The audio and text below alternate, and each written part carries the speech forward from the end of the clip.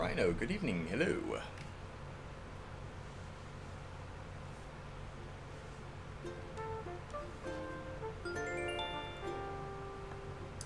Jackie, good evening.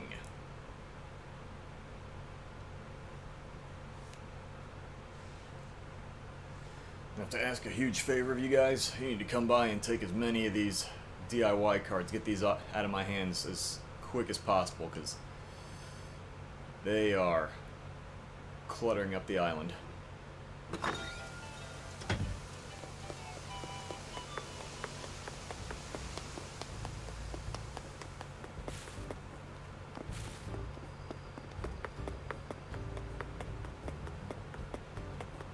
I've got a few that I need to get rid of.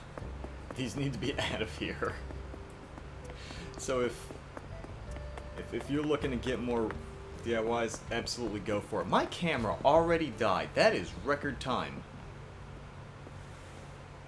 The stream is not even 2 minutes in progress. And the camera died. That is... okay. I'm taking great issue with this camera here. Oh, lordy.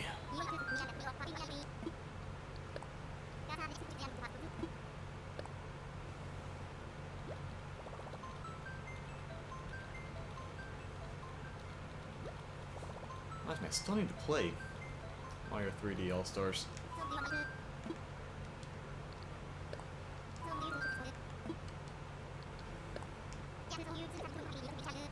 Orville, you already know the drill. Open her up. Darren, good evening. Hello. Alright, so what do we got? I need to jot this down in case someone asks for it again later. T2Q. Alright.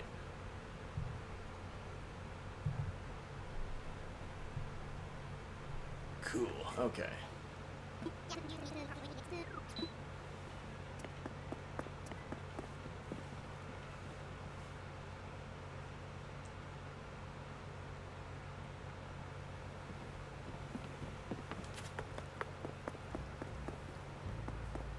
I think I'm going to just be going for stars.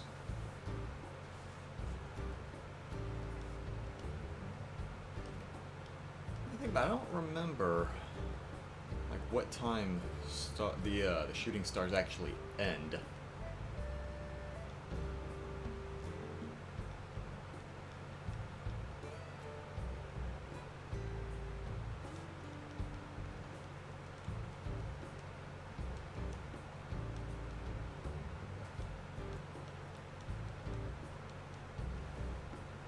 There's something I could work on actually.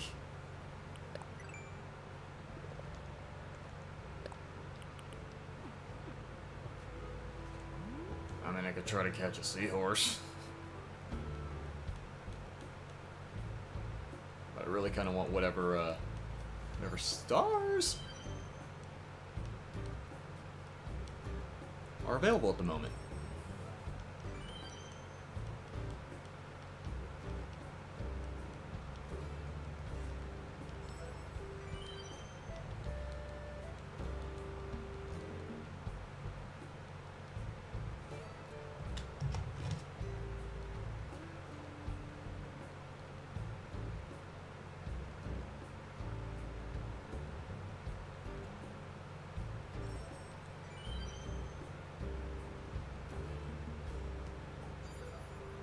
Something occurs to me.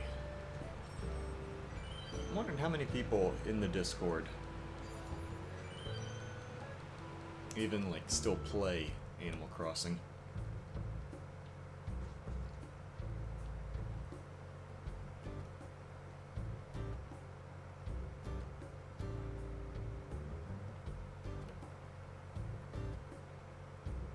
The first time I did an Animal Crossing stream, I got a good number of people to come in and take stuff, but after that, the AC streams are a bit on the slow side.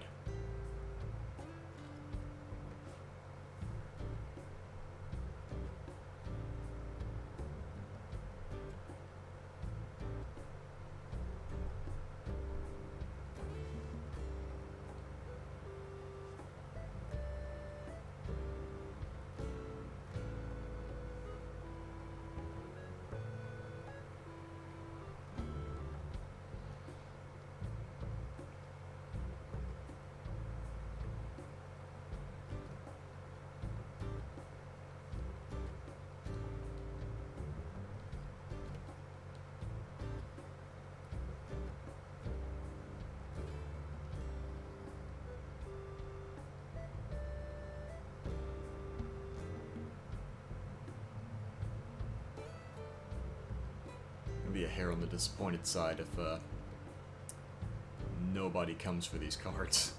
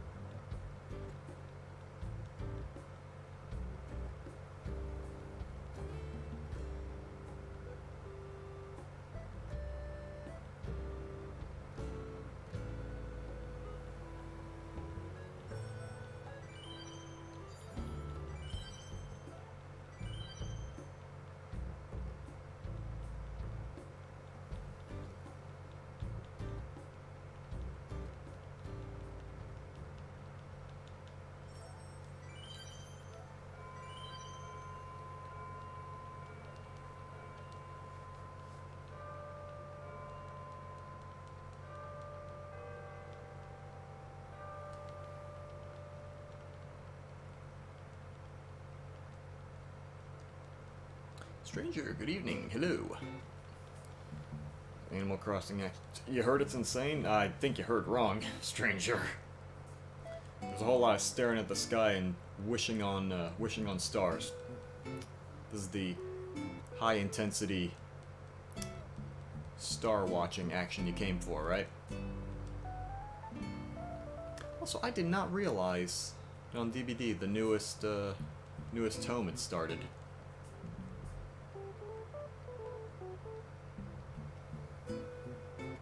I was completely content to not even stream until Sunday, but now I kind of want to stream it tomorrow. Now that I know that that's active. Did start? Yeah, I kind of figured, because I checked it. I jumped into the game very, very briefly. Oh, what's the code? Oh shoot, hold on. That. Yeah, I jumped into the game very briefly. I want to say it was either yesterday morning or the morning before. I think it was the morning before. Just to punch in like some store code to get 202,000 blood points. I don't know if that offer's still active, but at the time, the tome wasn't active yet. So I was like, oh, okay, well, nothing's going on now, and just go ahead and move on, and just whatever, go back to some other game. But I'm guessing the tome just started within a couple days. Already behind? Yeah, I'm not surprised.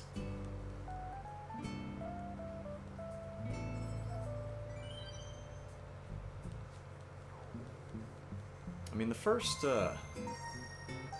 page is usually pretty easy, so I'm not too worried about that. I imagine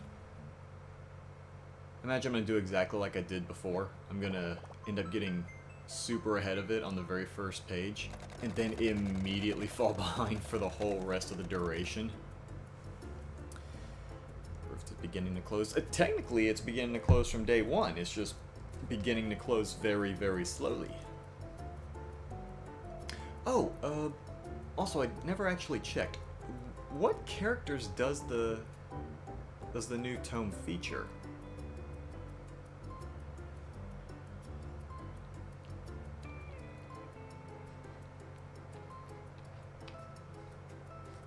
So I'm thinking, depending on how long this stream goes on, if it ends kind of early, I might jump into DVD just for a little bit. Meg and... Wait, Meg? Meg was the, she was in the last one, though. Blight and Billy. Blight already? Kind of weird that he just came out and they're already making a Are you featuring them? Like, who's... There are still, like, older characters that haven't... Yeah, like Oni, Slinger, Clown. I don't know how eager I would be to play a Clown tome, though. I was actually about to say Huntress, but I forgot that she was... She was either in the second or third tome, I forget which. But yeah, I completely forgot about her. The Halloween event started... Yeah, I remember... I saw a couple clips of the Halloween event. Like, what... I don't know all the details, except, like... You have to, like, there are flower things that the survivors have to pick. And then there's a specific gen and a specific hook that the players can interact with to get bonuses and stuff like that. So I need to check that out. I need to look into more details. Like, I only saw that it was active, but not, Flowers I knew they had that last year. Oh, okay. I actually don't remember the Flowers last year. Well, maybe I was playing... I think I might have been playing a lot more Killer back then than I was Survivor. Right, because last Halloween, I had just gotten the game. Like, maybe a week or two prior to Halloween. Because I distinctly remember trying to do a, making a challenge for myself as Killer. Where I said, oh yeah, I'm gonna, you know, anytime I finish a game, I'll have a piece of candy for every survivor I kill, and like a hot pepper or something for every survivor that escapes. And I did not have the foresight to get any candy that wasn't chocolate, so by the end of the third match, I wanted survivors to escape so I wouldn't have to keep stuffing myself with chocolate. New add-ons for... Oh, new add-ons! Ooh.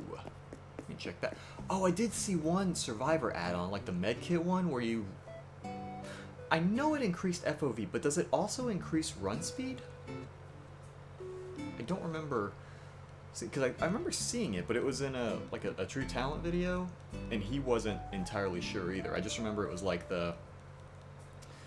What's it called? It was like the syringe and the styptic, where it burns up the whole medkit once you use it. Basically, either Survivor or Killer can throw flowers and give you extra blood points. Hook survivors on certain hooks. If you repair certain gens. Okay. Well, no, not the, I'm not talking about the flower, what's it called? The flower offerings. I mean, like, the weird, glowy, bloaty things, the plants that you find in gameplay. Like, don't the survivors have the, like, survivors have to interact with it, and it takes, like, 20 seconds or something?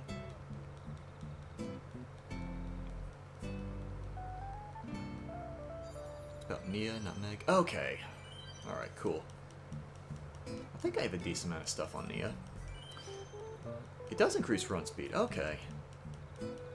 Survivor ran off for medkits. Let's run faster. Yeah, I saw that one. Killer allows you to dash forward really fast. Oh no, I don't know if Killer needs more. Well, take that back. Some of them do. Clown is kinda iffy. That's part of the Rift challenges. Okay. Those challenges you can destroy the planes to get blood points. Okay. That's... Wait, so does it only put more progress toward the, like the dual-sided challenges for blood points, or are there actual specific challenges that say interact with blah blah blah number of plants?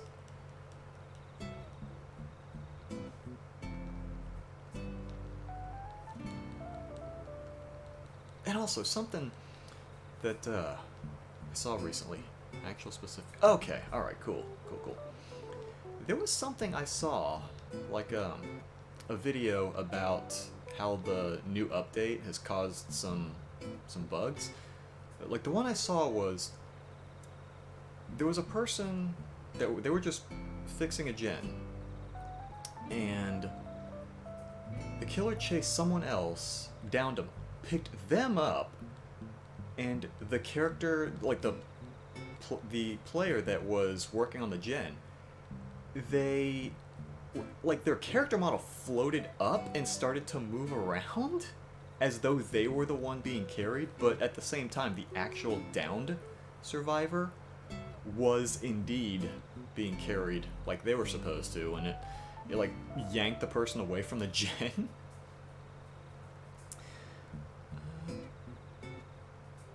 Still, what the hell is this game about? No, it's basically just a really chill life simulator. You know, if life was about talking to sentient animals. Like, there's a bunch of little... There's a small number of goals that the game will give you to do. Like, oh, you should, you know, make plots of property so that, you know, the animals can put down houses and move in and stuff. And you have to talk to the assistant at the town hall or whatever and make sure your island gets to 3-star quality or whatever. But then after that, they kind of open up a bunch of options for you, so you can do whatever you want. They open up terraforming, and you can move the buildings, like the houses and the stores, and wherever you want. So you can kind of design the island as you want. Or if you don't even want to do that, you can just go fishing or catch bugs or whatever, or decorate your house, decorate the island, whatever. Like, it's... When did this game come out? Like, it's been March. It's been about 6 months. And I've barely done anything with my house except upgrade it. Like, I've put money into making it larger, but I haven't put good furniture in it. It still looks like a pigsty. I'm gonna get around doing that at some point. Picking onions? Surprisingly, no. There's, there used to be, like, not veggies, but, like, 10 or 15 different types of fruit you could pick in the last game. Or in the, what's it? The 3DS game, New Leaf. But they dropped it back down to 6, which, Thought of me because of the bugs. Why? Because I complained about him so much? Makes the frame rate. Oh. Like Switch players are used to. Okay, so it's just business as usual for Switch players then. Awesome. Did kind of fix it. Okay. Right at the start of the match, but it smooths out. Okay, so that's... I don't know if I'd say it's okay, but... I mean, it's better? After like a minute or so, it's fine. I mean... I was gonna say, how often does the killer find a survivor in 1 minute, but... discordance is a thing. Or pick onions. I'm kind of surprised that they don't have more veg. Like, the only veggies that they've ever been able to pick in this game, to my knowledge, is pumpkins. They only just introduced that because of Halloween. Animal Crossing actually saw me move a little bit. I did. I walked from over there to over here behind this bush. That's pretty good, right? This is what you came here to see? Me walking about 50 feet slightly northwest? Dark Shadow, good evening. Hello. Whoa, stars. I get to press A. A button things are happening. Actually, now that I think about it, I should check with the animals really quick, because I played a little bit this morning, and I know different animals will work on different DIY cards. So I can find... You're not working on a thing, are you? No, no, you're not. The new maps. They added new maps? Macmillan map. Did they add whole new maps, or did they just rework them?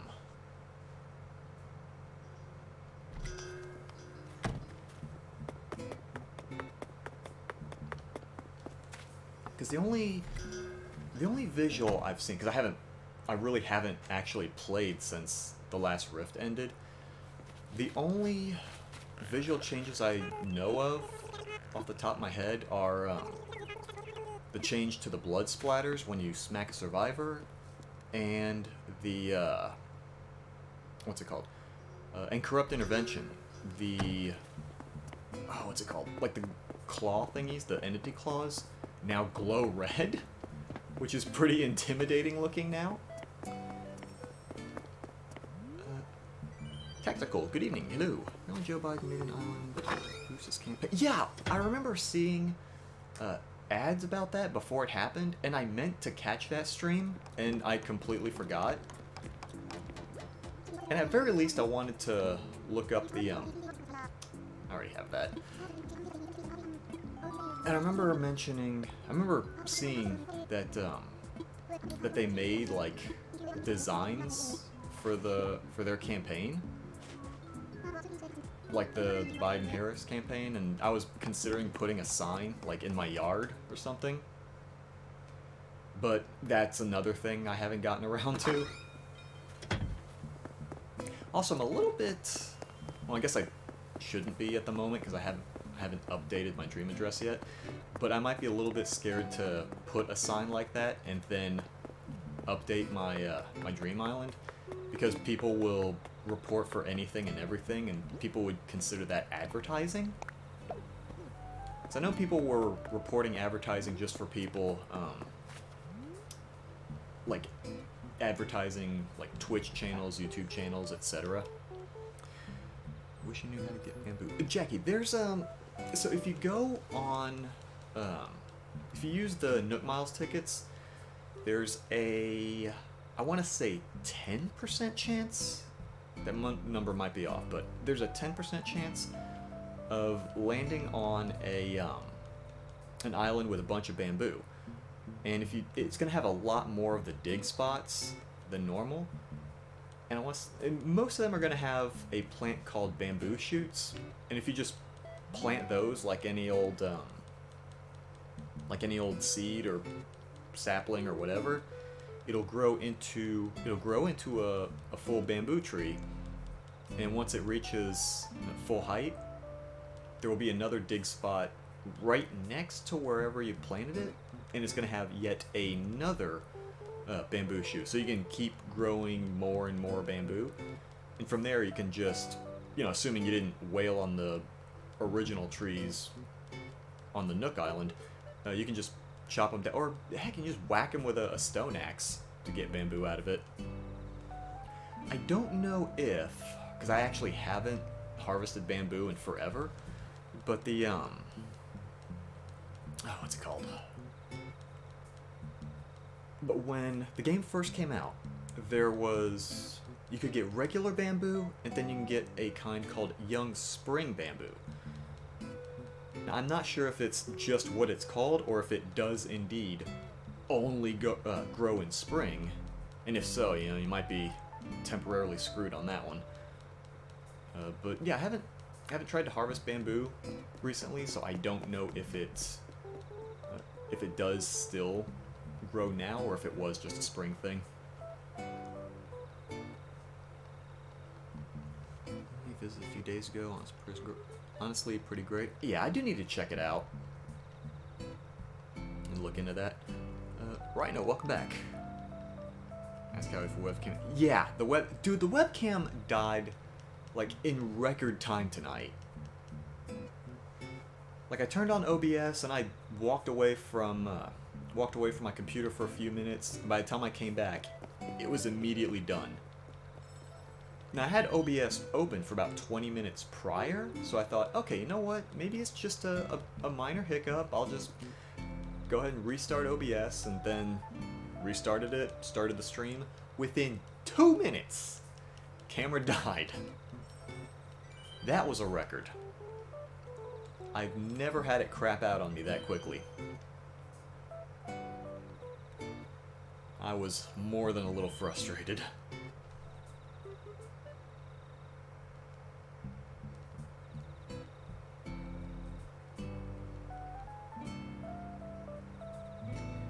Yeah, I take it Stranger left because I asked him a question about one of the stages and he didn't, or about some DVD stuff and he didn't answer, so guess he's gone. Oh, there you are, Stranger. You didn't answer my question. When you said the Macmillan maps, did they add entirely new maps, or did they just rework the existing ones? So I remember Coal Tower had to be reworked a little bit because of how absurdly safe some of the, like the, what was it called? Like the RNG for the windows could be. Oh, they're reworks. Okay, okay. I was actually looking forward to, like some entirely new maps. Honestly, I think some of the, the realms, like the whole worlds, I think should have more maps. Like if Ormond had a different setup, or I think what else? Like Ormond or Gideon's, or what else? You know, just any of the maps that, or any of the realms that only have one map in them, I feel should have, like, Silent Hill, because, I mean, Silent Hill was an entire city, wasn't it? It was a city named Silent Hill, so I don't see why we only get the elementary school. Why not other locations? Change some of the RNG? Yeah, some of the RNG did need to be fixed. Also, they have a new Blight cosmetic for Ghostface. That's actually surprising. I was not expecting them to have, you know, more cosmetics for licensed killers. That's kind of cool. I need to check that out. But they still haven't had the, they still haven't added Derpface. So that's, I'm still disappointed in them for that. Is my webcam still dead? Yes. Yes, Rhino. It died in record time. Less than 2 minutes tonight. I'm definitely going to have to consider purchasing a new one at some point in the very near future.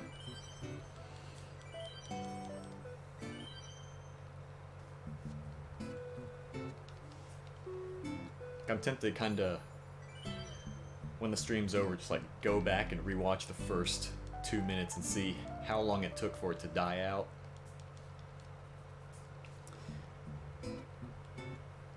New map is really cool. Ooh, sweet.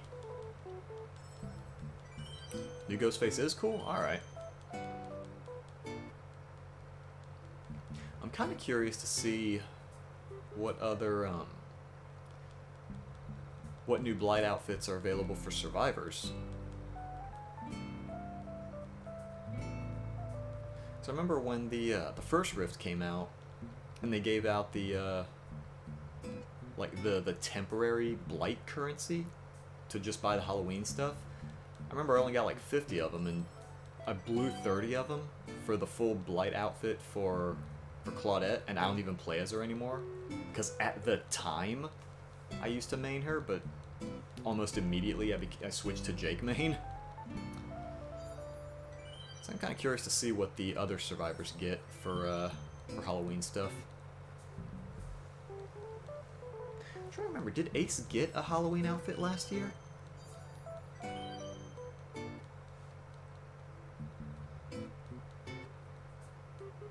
Because I don't remember him having one. Did he? Because at the time I didn't have any intention of playing as Ace, and I was like, you know what? That suave bastard needs to see more action. My character slightly bobs his head is what makes this game an absolute... But yeah, man, dude, I'm riveted. You can't see it right now, but I am absolutely on the edge of my seat.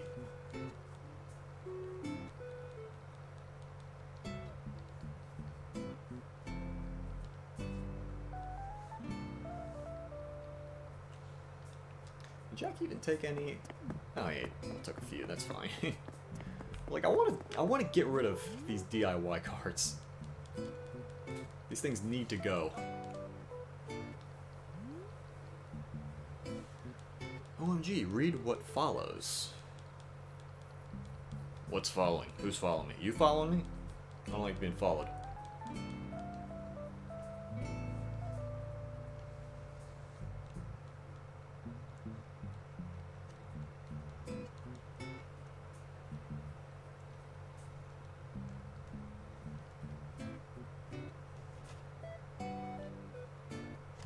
But yeah, now that I think about it, does the...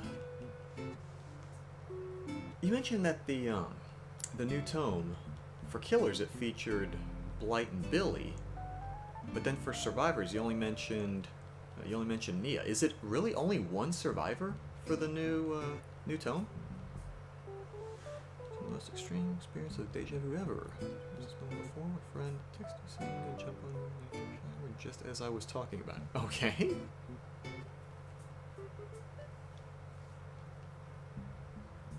Only Nia. It's weird. Okay.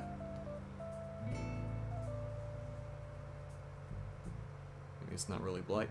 It does seem a little odd that, if that's the case, that it would be Blight that soon after he's been added.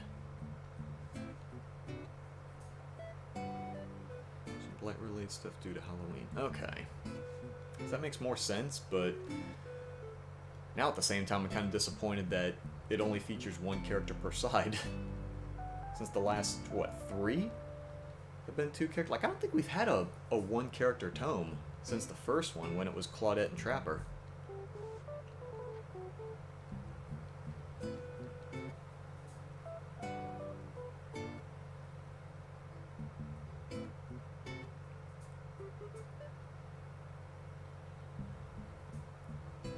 I'm starting to think, like, what am I going to do with my points? Because now that I think about it, I prestige Ace once. He's back up to level 50 already, but I've got a bunch of offerings I want to burn before I prestige him again. I think I'm just about out of offerings for Doc. But he's got barbecue level. He's got a bunch of perks I like at level 3, and I don't know if I want to prestige him now and risk not getting perks I like on my next run through. Because Doc's one of my comfort killers. He's one of the few that, like, oh, I'm having a bad day, I gotta play someone I'm actually decent with. And then if he doesn't have good perks anymore, it's gonna be like, I don't know if I want to play as him now.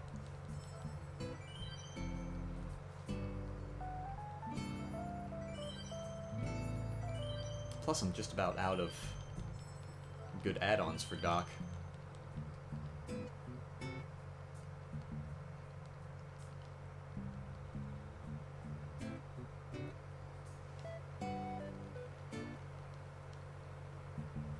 After I found out about the stealth Doc build, I was like, you know what? I kind of like burning up calm add-ons with a monitor and abuse, and that is pretty nasty in indoor maps.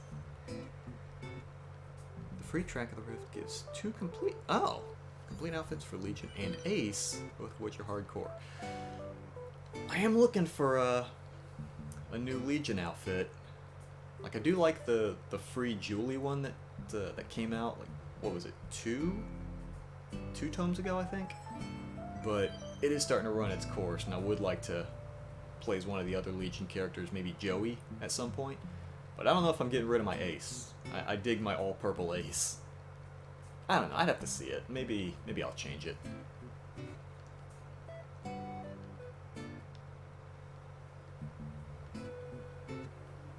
Actually, yeah, the free outfit for Legion you can get. What's, like, which character is it? Or does it even say? Tracking outfits for Nia, Billy, and Adam. None of which I actually play as, but you know what? It'll probably be nice to have them. I think I still have pretty basic crap for Nia.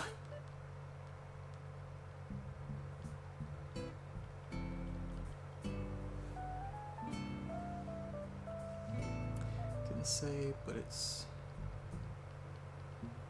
So either Frank or Joe. Oh, a dude. Okay, it's Frank or Joe. I hope it's Joey. There's already a lot of Frank stuff in the, that players are just kind of given for free and for challenges and whatnot. Hope it's a Joey. So, pretty enough with the evil clown, which is totally hardcore. I know it's... You know something I want to do? I don't know if I'm going to do this on a stream, because I don't know how much fun this will be to watch. But I actually leveled up Clown to 50, or no, to 40 for his perks during the anniversary event. So I've got like 25 cakes on him still. And I'm considering just using my Eerie Shards to buy the Santa outfit for him. And then around Christmas time, just like throw down a bunch of cakes and just farm with survivors. That's probably something I'll do on my own time, because I can't imagine watching me run around and not kill people would be much fun to watch.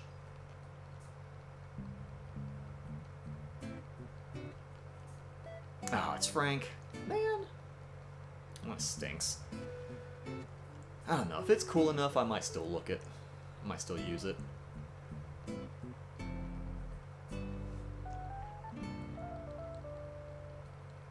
Oh, shoot. I forgot to mention. Or rather, I didn't really have a way to mention it since you guys aren't on the Discord and I haven't streamed DVD in forever. Recently, there was a code. I don't know if it's still active, because I wasn't told an expiration date for this. But there was a code you could redeem at the store to get 202,000 blood points. It was, I think it was DBD Day JP 2020. And I know 2 days ago, before the event and the tome started, it was active, but I don't know if it still is, though. These codes come out regularly? Really? Like, where do you hear about them? Did they post them on the Twitter, or is it on... Because, like, the only one I ever discovered by myself was on, I stumbled onto... Like, I went to a DVD wiki. I don't know if it's, like, the main one, because I think I've found a couple of them. And they posted it in a bar at the top header, but I never saw any other bars stating other codes. So do you find out about that on their Twitter account, or is it like, is it in a sub? Like, I never see them in the subreddit, unless I'm just checking at times when codes aren't active, which is certainly a possibility.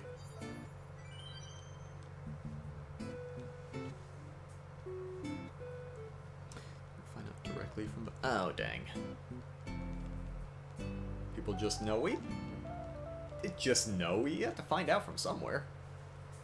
Friends tell you? Okay. Well, then you gotta find out where your friends find out about the codes. Like, the only reason I ever find out about them is because there's another player on the Discord that will sometimes say, hey, such and such code is available at the moment. So mean to Frank, people would tell me, well, maybe Frank should stop being mean to me.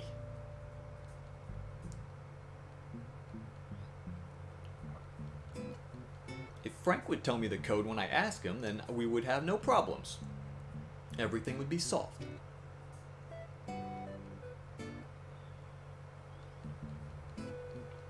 But no, I don't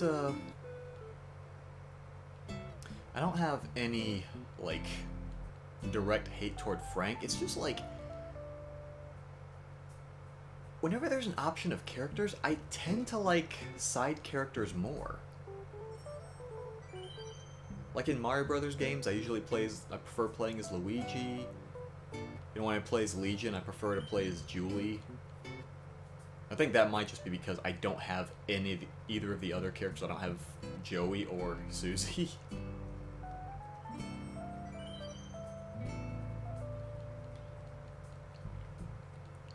Yeah, it's pretty much just because Frank is default, and I'm like, I kind of want to play someone else.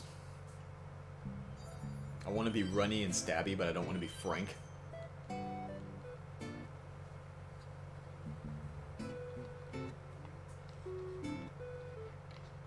You're not gonna lie, when I put in the title that there were shooting stars and free DIY cards, I was kind of expecting more people to want to jump in on this.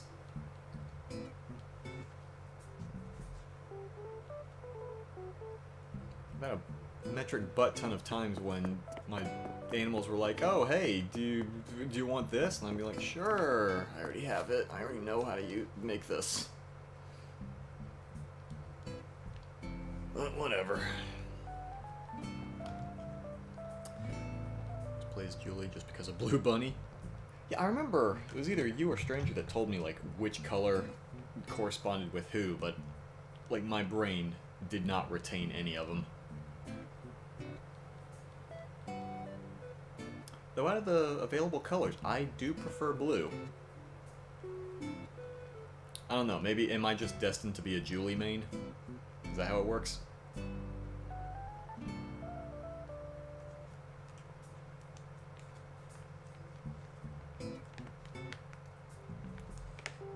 know how to get 5-star in the game. I remember reading something that was like some specific formula you have to do, but I'm trying to think, like I think like flowers give you 1 point each. Trees, I think, also give you 1 point each, but if you exceed a certain number of trees, then you start losing points. If you have stuff just kind of strewn about your island, kind of like me and these cards just sitting in the middle of nowhere, I think if you have more than 12 items just kind of lying around, then you can't, it's impossible to exceed 4 stars. I think each bridge and incline you have in on your island also give a certain amount each. Furniture that you put out also has a certain amount, but I think you can only get a like a maximum amount of points for both stuff that you buy from the store and stuff that you make yourself. You get points for every resident on your island, so if you've got 10, you've got the maximum there. Yeah, there's like some like crazy equation that figures how many points you have and how many you have to get, but I only remember very, very tangential pieces of advice.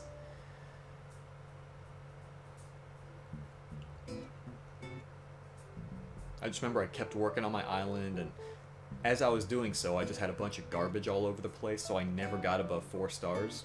And then when I read, yeah, you can't have more than blah blah blah number of pieces of trash on your island, or you're stuck at 4 stars. And I was like, oh, okay, well, let me pick all this stuff up. And then very next day, Isabel's like, oh my god, you're so amazing, it's a 5-star island. Here you go, here's your golden water can or whatever. You can pick onions or sell turnips. Well, I mean, you got the sell turnips part right. You definitely nailed that. That is an absurdly huge part of the game in the beginning.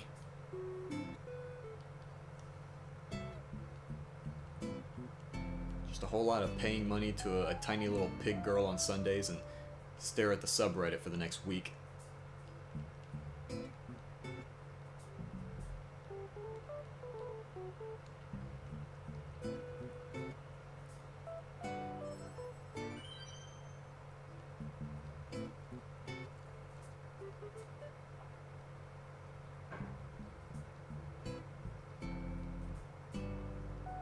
I'm thinking at this rate, because, like, Jackie's literally the only other person that showed up. I've been streaming for 45 minutes and no one else is coming. I'm thinking, like, if it gets to the 1 hour mark and no one else shows, I might just call it a night. Actually doing something. Literally the only thing I'm doing right now is mashing the A button. Because, is this the game? No. This is one of the more boring parts of the game, because what happens is being sarcastic and curious, I can understand it. Like basically what I'm doing right this moment. So whenever you see the shooting stars come by, which is something that rarely happens, but you get an announcement at the beginning of the day, oh, the news reports say there's going to be shooting stars tonight. And what you can do is you can just like point your camera at the sky and mash the A button, and every time a shooting star goes by, your character just wishes on it, and then the next morning, all over the coastline, you'll start seeing various star-related resources like star fragments, large fragments, and then, like, oh, what's the word I'm looking for? Zodiac-specific fragments, like Libra fragments, Leo, Cancer fragments, Scorpio fragments, so on and so forth, depending on what time of year it is. And then those fragments you can then use to craft certain items. And wishing on shooting stars is pretty much the only way to get star fragments. And now that I think about it, usually when there are stars active, there's usually an NPC that shows up, and I have not tried to look for her yet. There's usually this owl that shows up, and she gives you a card.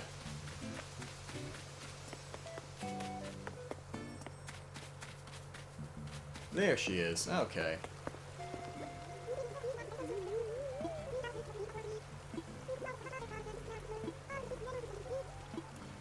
Completely forgot this. Don't even think about it. Can you poison the fly? No. Can you give them to people? I know you can serve sci-fi flooring. Alright. What's it look like? Huh. That doesn't look awful. But yeah, if you look to the right, it takes star fragments and large fragments. Is that Jack? No, Jackie left the island earlier.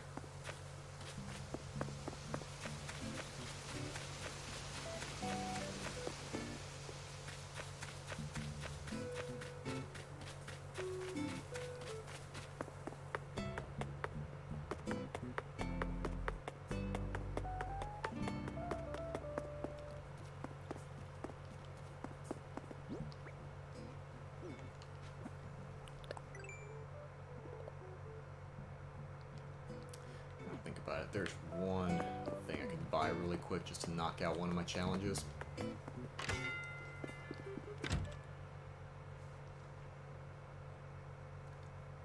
But yeah, most of the time spent in the game is usually, you know, giving yourself a goal of some kind and then working toward it.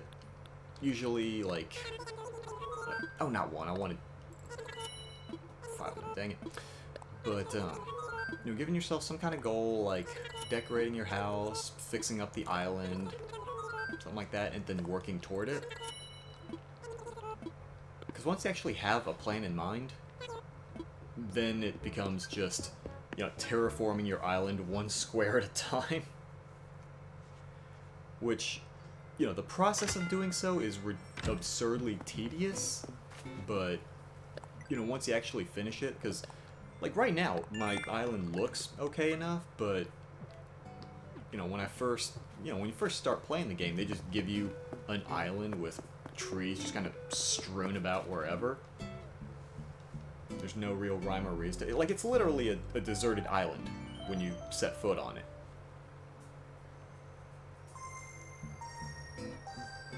And that large town hall building that's behind my store is just a tent. When the island starts, your characters will all live in tents rather than full houses. Yeah, a lot of the beginning of the game is just building everything from the ground up.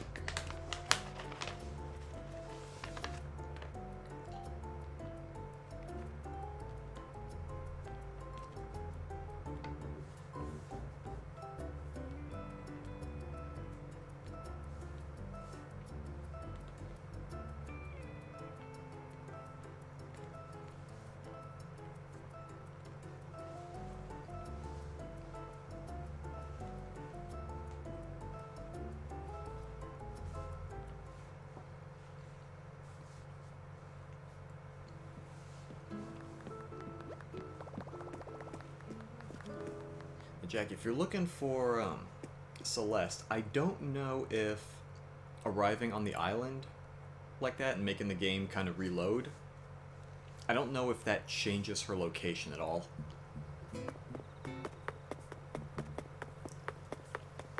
I think she might still be up at the...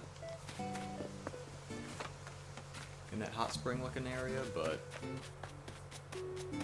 not fully certain. Oh yeah, she's still there. Okay.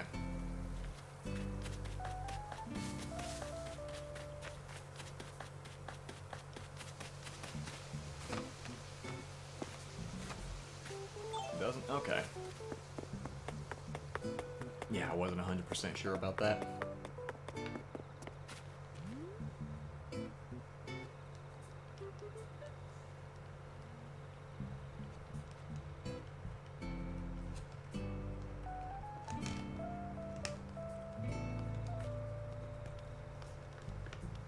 Yeah, likely what I'll do, since no one's really showing up to grab these things, I'll probably just like cut stream at the 1 hour mark, check in with another Discord server, see if any of them want to take some cards, and then maybe play some DVD or something, get started on the tome.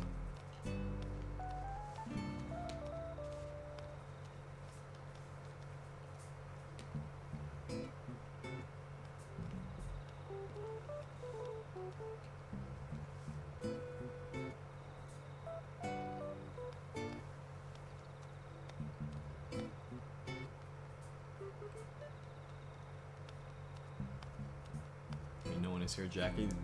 Stranger, I'm gonna have to take your word for it, because I don't know where he is right now.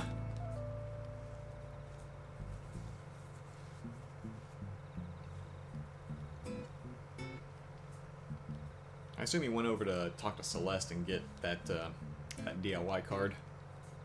The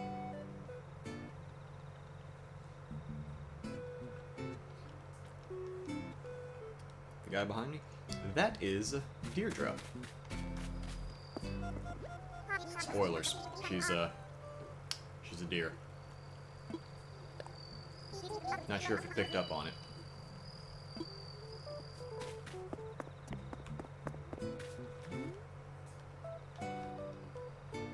Like a dog man?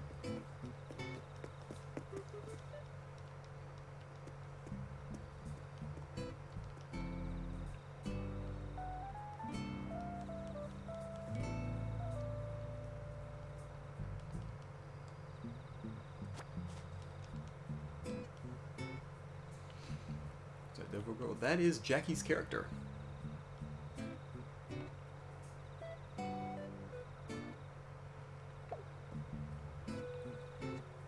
Take her dancing? I actually don't have the dance emote. Like, I'm only missing 5, and I do not have the dance emote. I'm not sure if there's a specific character I have to get it from, or if the, what's it called? Or if you just automatically get it once you get all the last, all the other emotes.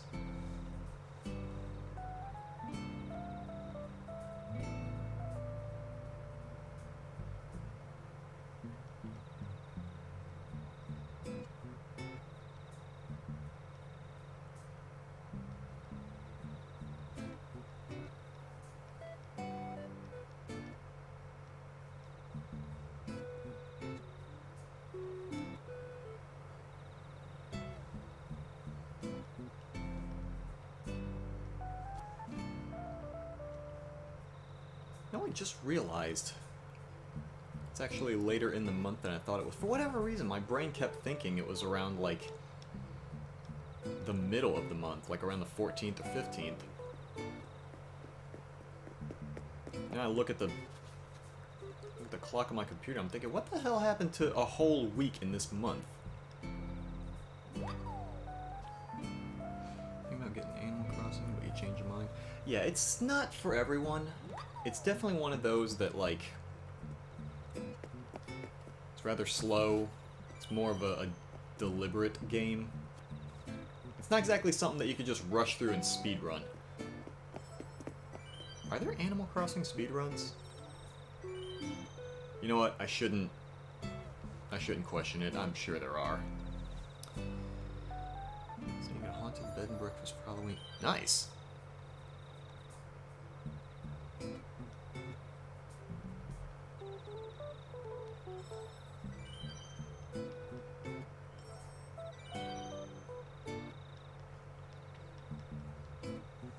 I don't know that I'm doing anything special for Halloween.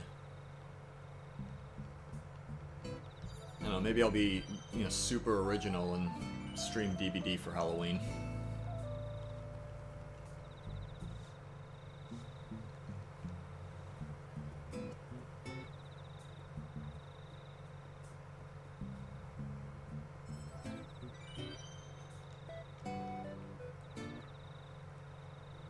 Yeah, see, the thing about Animal Crossing, I would normally say, yeah, sure, you know, you should, even if it doesn't seem like the game for you, you should pick it up, try it, just to see if, but Nintendo has a really bad habit of their games, like their more popular games, rarely going on sale, so you're probably going to end up paying the full $60, and I don't know that that's something, like that's a price you want to pay to just try out something that you might not even like, so it's kind of hard to recommend, to be honest.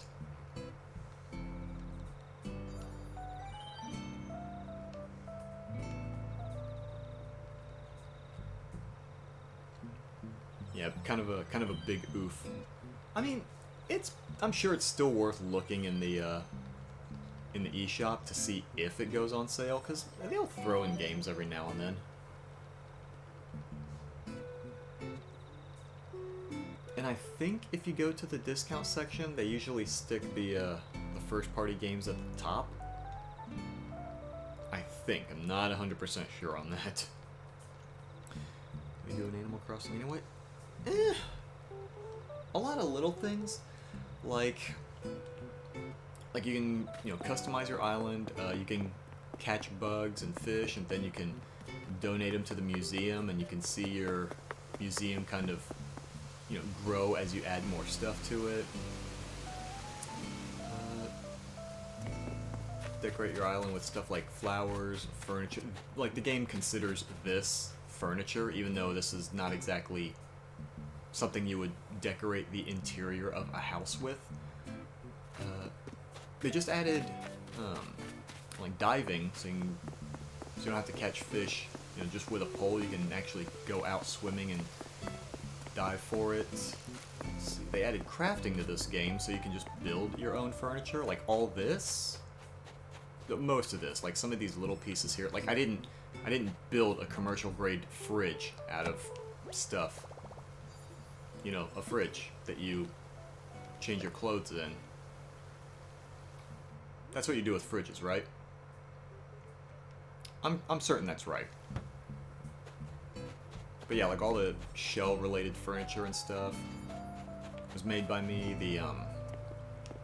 With the terraforming option, I put the sand here because this was just grass. Random shoe. Good evening. Hello. Just make money, your island is a mess. That's definitely how I start every game. I'm just like, you know what, I need a whole bunch of money so I can buy whatever I want, and then I didn't realize how much stuff I was gonna put on my island that I made myself. Changing my clothes from the fridge. Yeah, I feel like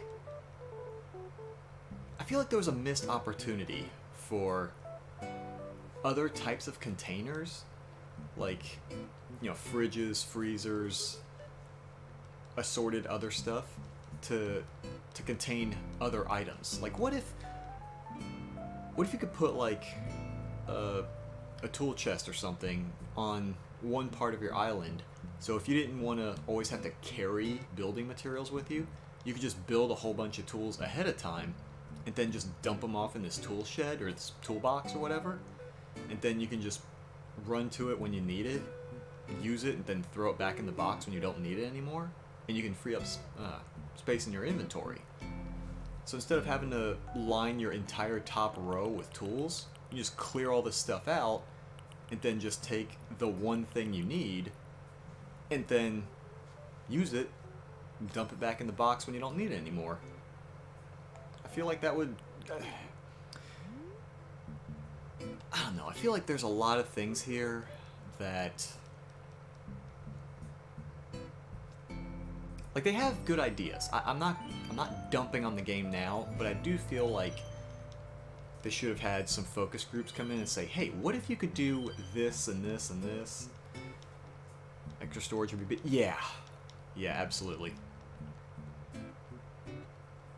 Like, one thing that actually irritates me that they didn't put in is some kind of little visible durability meter for all the stuff, for all the breakable tools. Because, like, in New Leaf, well, most of the tools didn't break except the axe, but in New Leaf, you could actually see, like, when you held the item, you could see damage on the, damage on the axe as it got used. Like, when you first started using it, the blade on the metal axe was smooth, but as you took more hits on trees, it started wearing away until it eventually shattered. But everything breaks, and there's nothing to give you any hints that things are about to break. Gotta eat, catch later while do the DBD. Well, if I do DBD tonight, it's not gonna be on stream. I do plan on streaming tomorrow, though. I'm gonna stream DBD tomorrow, assuming everything goes well and I don't get, like, violently sick or something. A different color of flowers you plant.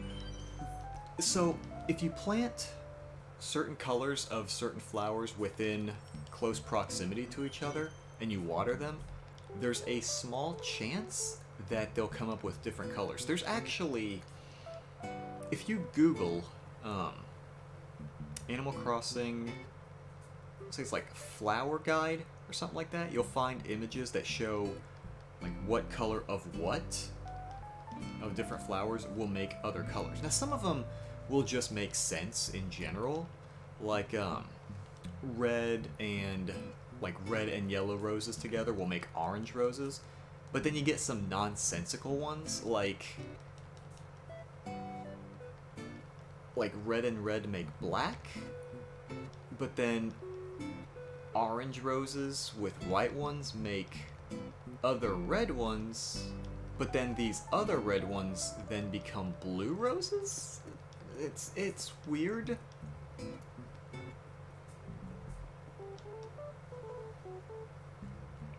And that's obviously just roses. The other flowers will have different color options, and some of them feel so limited.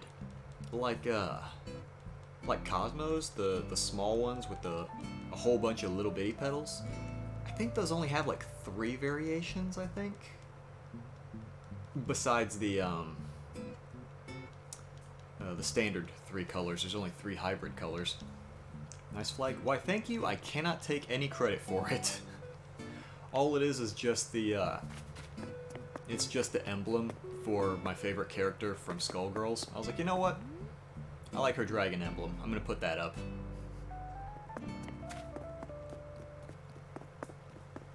So I can't take any credit for that, unfortunately. Red and red equals black, but it's a small yeah, that's the thing. Like, the thing I'm trying to grow right now is blue roses. And I grew a decent number of the, like the 2nd gen red roses that you need to then become blue roses, but they won't grow any blue roses. I sent the so little colors. Yeah, that kind of stinks. Like, how many did Hyacinths have? Like 4, I think? Like, I think blue was a special color, and that was pretty much the only one I remember really shooting for. I know there's pink Hyacinths. Are pink ones special too, or the only colors they have is blue? Oh, they only have 2. Ugh. That stinks.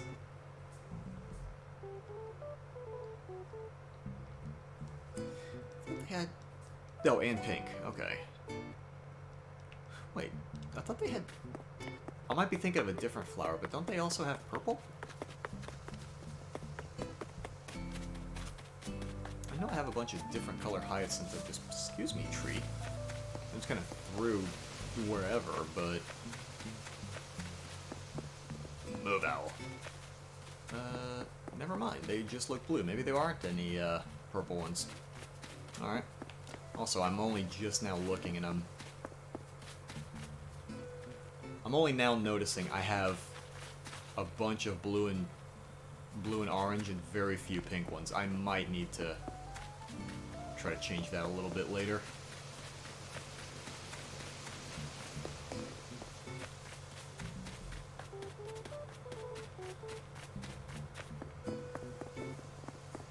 But yeah, random shoot. Did you want to partake of a whole bunch of DIY cards that I don't need? Wish on stars or something? Mumps have green. It's like white. Yeah, I don't know. Oh, okay, cool. Yeah, let me throw in my dodo code here.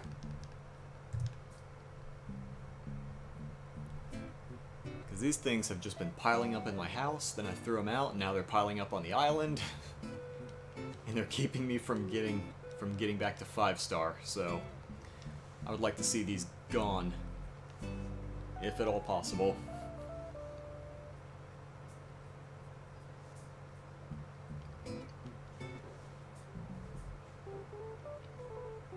But yeah, I only went for specifically one green mum, just to like sort of blend in with that little like somewhat hidden, not hidden entrance to my hot spring area there.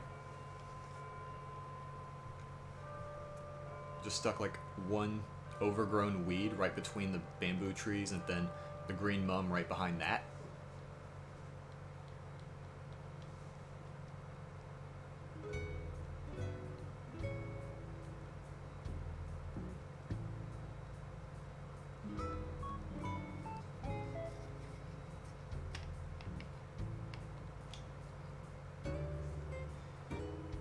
Sitting there next to a bunch of purples, which doesn't look good.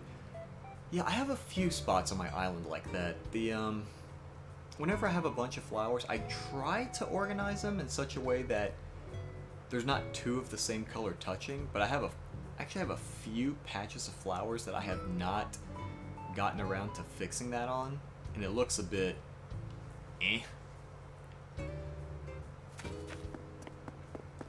For example, near Nooks, I've, made everything separate, but then I get to, the Able Sisters, and there's a bunch of yellow flowers just kind of chilling right next to each other. I'm like, you know what, this looks a bit messy. I need to fix that later.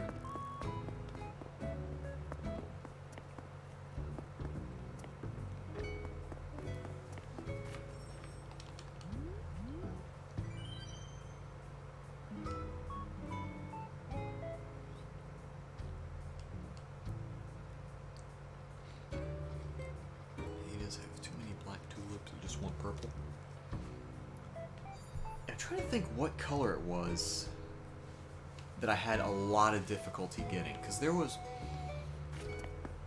I know at one point, like near my house, I just have a whole mess of like all of the tulip hybrids, and they're arranged in like block-like formations. One of the colors gave me so many issues. I forgot what color. I think it might actually be black. Even though it's supposed to be... I think black is actually one of the easier ones to get. But I think I got to a point where I had a few spots left in black. I think, doesn't black and black make pink? And I would have a bunch of black ones here with some gaps in it. I would water them, but then they would grow into pink ones instead of more black ones. And that got me frustrated that I actually got the rare ones for a change, but I didn't want to get them. I wanted the more common one just to fill out the gaps.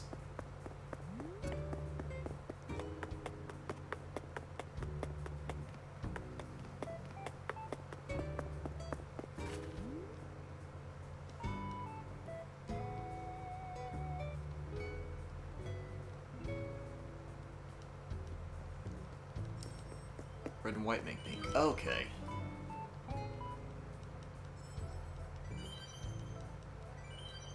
I could have sworn it was... Or maybe pink ones are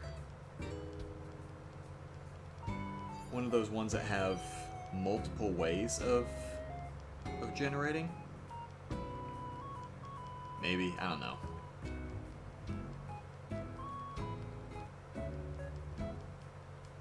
Like, I'm actually looking it up right now.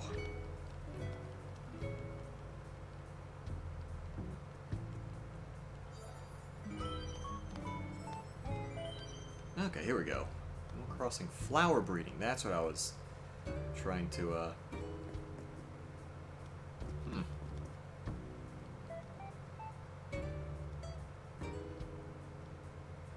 No, it only just says that it is just red and white that make pink. Okay, but it does say orange and orange make purple. That might be what it is. Maybe I was trying to fill out orange spots and it kept giving me purples. That's probably what it was. Because I distinctly remember trying to get whatever the more common one was and it kept giving me the rare ones. And I was like, does anyone want these rare ones? Because I don't need them. I need these to go away so I can make room for the common ones to make it look good. Till eventually I just said screw it and I just sold them.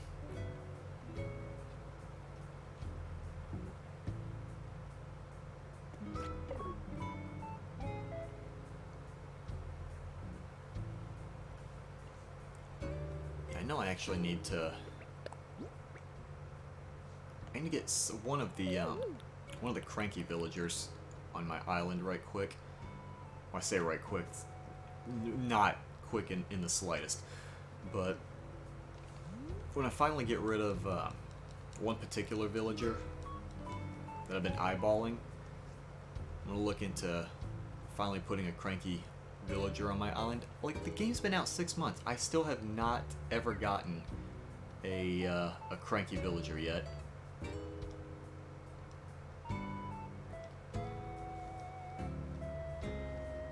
I remember I had one in mind when I went hunting for, what's it called?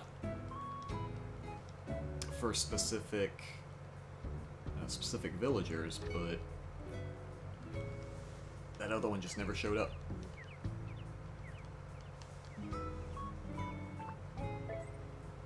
And I'm pretty sure that's why I'm missing the last five emotes.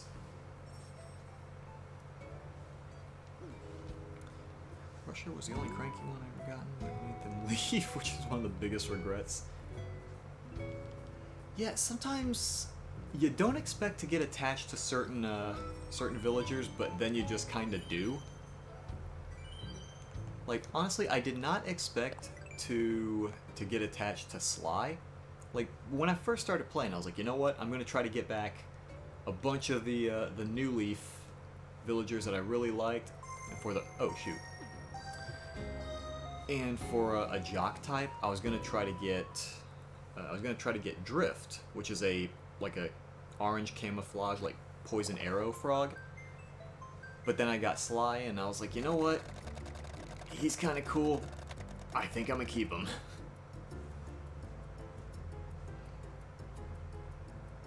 So now I've got Sly for keeps. I don't want to get rid of him.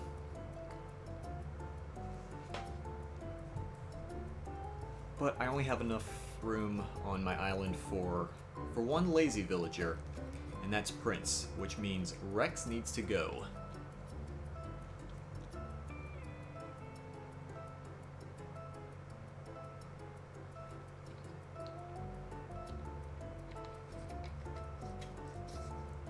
Need Apollo?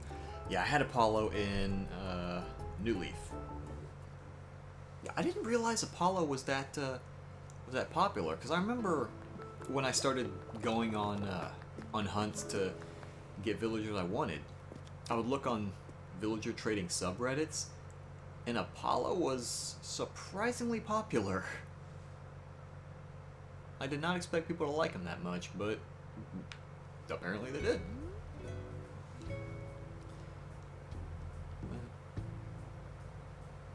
Second favorite villager is Bob. Oh, Bob.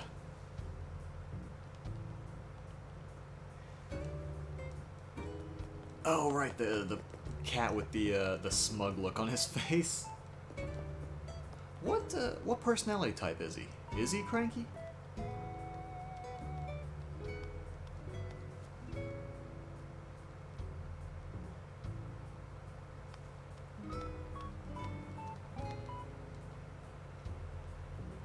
He's lazy? Okay.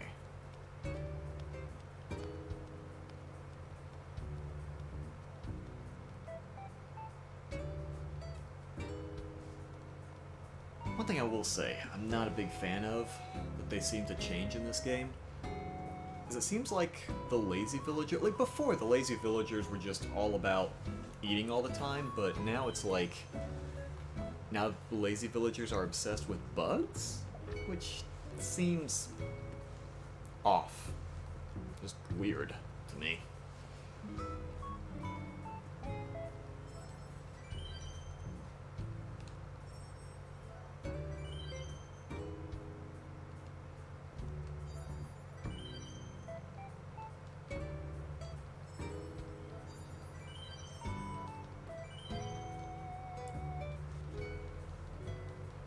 Oh, by the way, yeah, random, I assume you're the dude running around since, you know, when you were typing that character wasn't moving. But, Jackie, random, if you still need a recipe for golden dishes, and you don't find one in that pile, Whitney is currently making golden dishes if you wanted to get the DIY from her. They pick bugs for a second. Yeah, it just seems odd.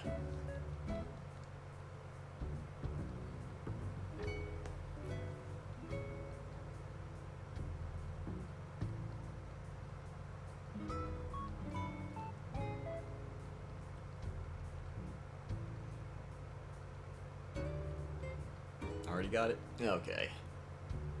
Yeah, that was actually one. I remember that was one of the first DIYs I got.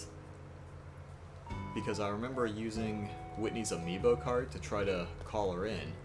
And she was like, oh, I would like a souvenir from this place. How about golden dishes? I'm thinking, that is one heck of a souvenir you want just to visit.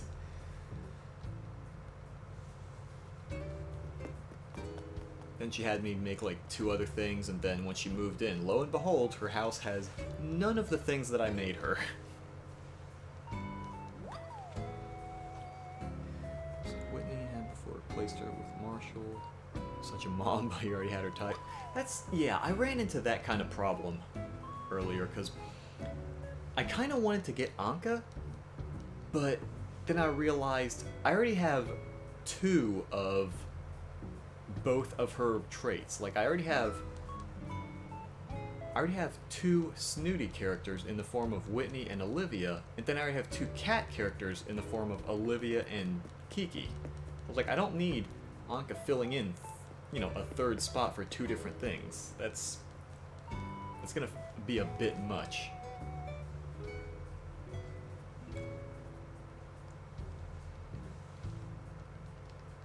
I mean, I could get rid of one of my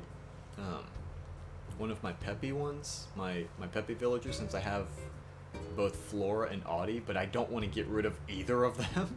I like them both.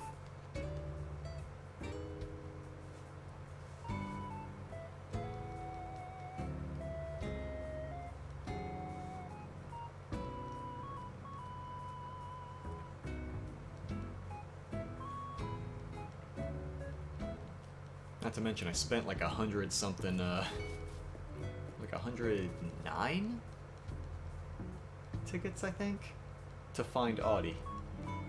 Remember, that was the first like real hunt that I went on. It took about 4 hours. So villager with the same types get kind of annoying. Yeah, true.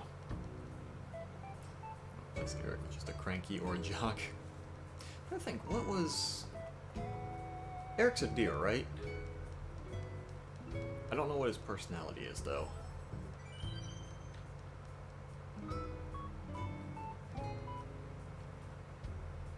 Yeah, I will say that I'm at least glad that the devs also added in, like, I guess for lack of a better term, habits? Like how the villagers will actually act rather than how they talk. Because otherwise, I feel like I would look at Whitney and then Olivia and immediately think, why are they doing the exact same thing? That it's literally just two reskins of the same villager, but the habit thing does kind of help me a bit.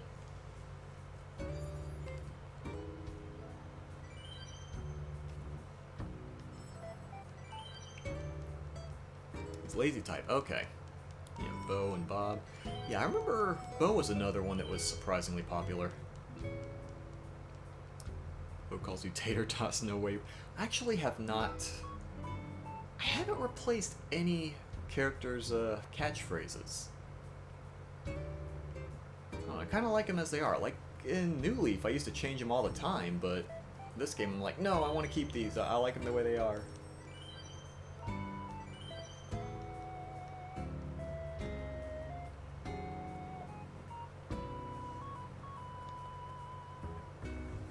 One thing I do really hate, though, is how you can give a, or let me rephrase that. One of the villagers can give you an item, or an outfit, excuse me. An outfit to give to another villager as like a present or something. And they'll try it on, and they'll say, how do I look? Does it look good? And if it looks awful, you could tell them, no, that looks bad, you shouldn't wear it. But then they'll go and wear it anyway? Because like, I'll say it was like a month ago, one of my villagers gave Olivia a sushi outfit. And considering, you know, Olivia kind of plays herself as like a, you know, a very, very high class and very tasteful person, and she wears this, you know, very, very nice dress and all that, and then she's walking around with rice and a slab of fish on her back, and I'm like, why are you the way that you are? Why would you do that? And I even told her, no, this doesn't look good. You should not wear it. Put your normal clothes back on. But she's been wearing sushi for about a month now. And anytime I try to give the villagers some, like another article of clothing or an accessory to wear instead of a different accessory that looks dumb, they'll wear it for that day, and then it just becomes a piece of furniture in their house.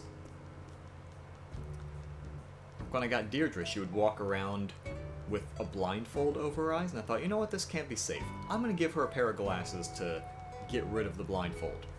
Later that day, those glasses just sit in her living room. It's like, alright, cool. Well, glad those are being put to good use. Do the villagers have taste? Normally mine do, but there's a few outliers that just drive me bonkers.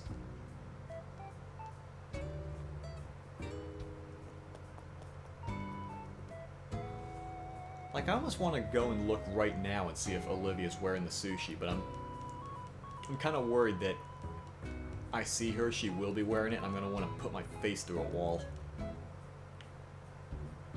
Yeah, screw it, I'll try. I'll look, see if she's wearing rice and fish again.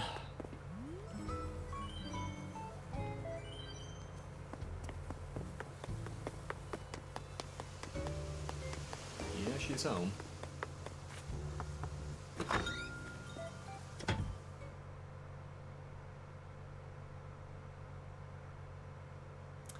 Yep, she's wearing food.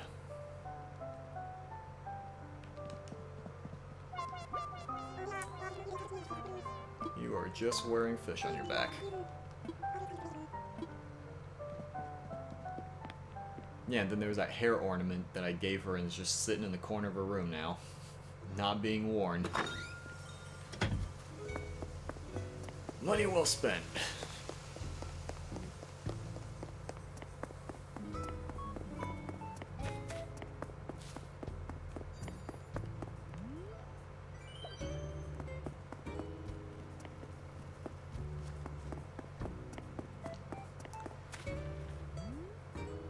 Looks like she's wearing a cape. Yeah, I wish it looked more cape-like. Then I could just say, no, it's not fish. It's just a cape, and that's not rice. It's just a very lumpy jumpsuit.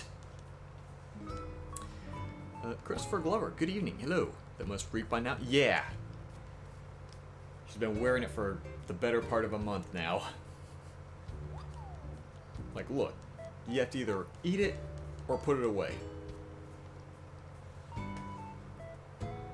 You know, if you spill some on yourself and you say you're saving it for later, that only works for about an hour.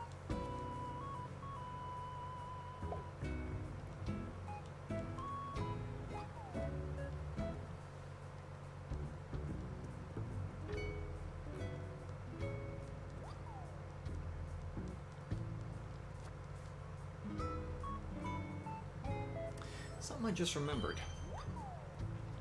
Something I remembered. When the video first came out, stating that the Halloween stuff was upcoming, like the new changes to the character's body and whatnot, like the body paint and different eye colors, they showed new emotes, like Halloween themed emotes. What? When did, like, how do you get those? Are they Halloween only? Do they not come until the last few days, or? Because none of my villagers have mentioned anything about new emotes at all. I don't think I saw anything at the town hall.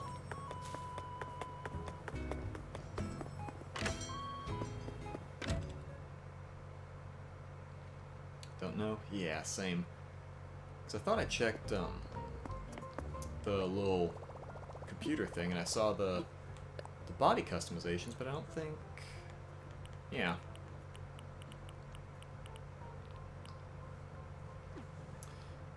Yeah, nothing about the emotes, and the villagers haven't told me squat.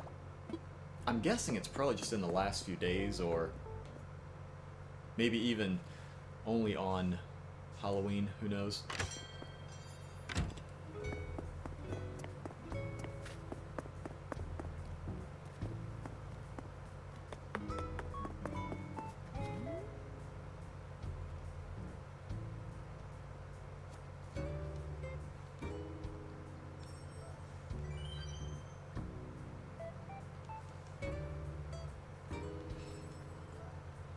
From Jack.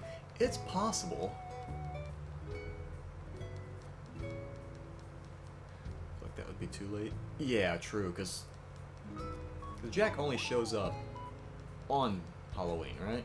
Like he doesn't show up at any time before.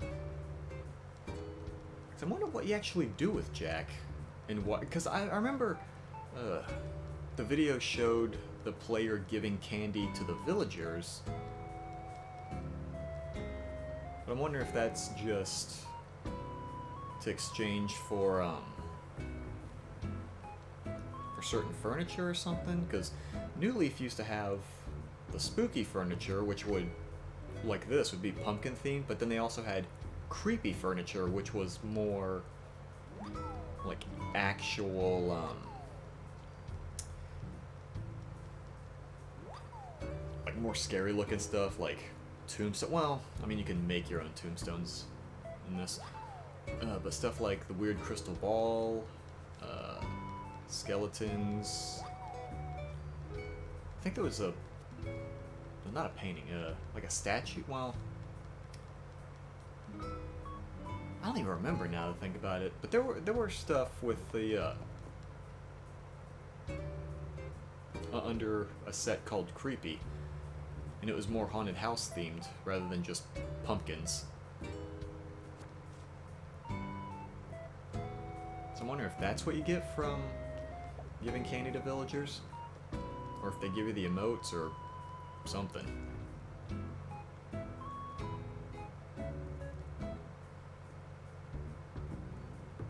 Not that weird bunny looking. He only appears once. Oh yeah, that zipper dude.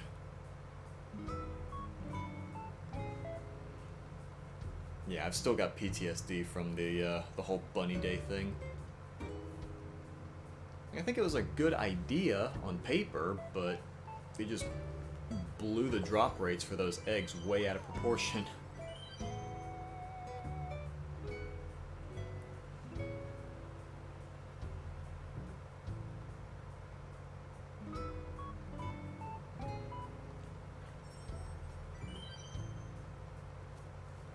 if nothing else, on the bright side, it did make the challenge for popping balloons super easy to get. Self-reliance was kind of good. Yeah, true. And the furniture that you make out of it. Oh god, that reminds me, I've still got my basement decked out in Bunny Day crap. I never put it away because my storage is stuffed to the rafters. I can't put it anywhere.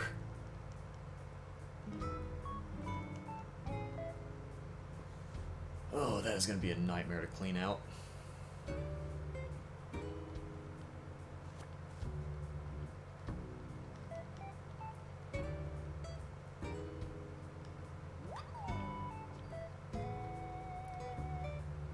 From the wedding month thing. Yeah, I actually didn't, I only have a small chunk of hearts. Because it took me a few days to realize that the amount of heart crystals they give you was actually dependent on how well you followed their request.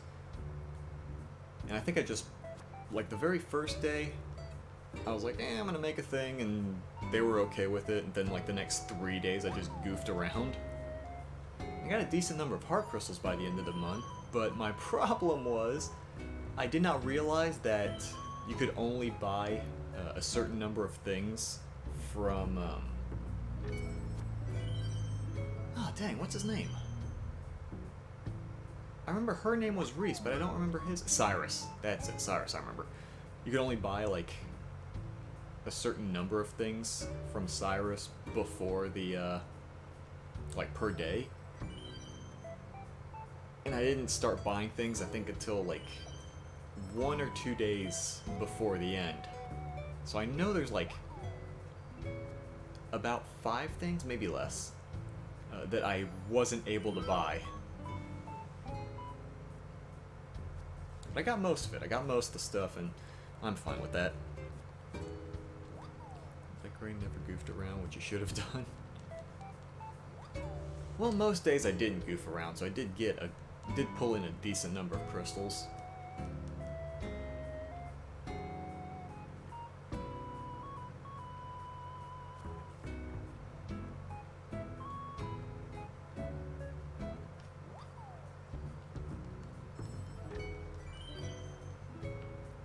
Let's see how many of these are gone. Pretty good number. Alright.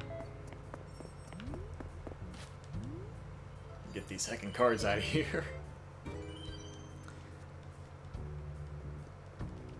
Cyrus looked punchable for some reason. I don't think he looks punchable until he starts talking.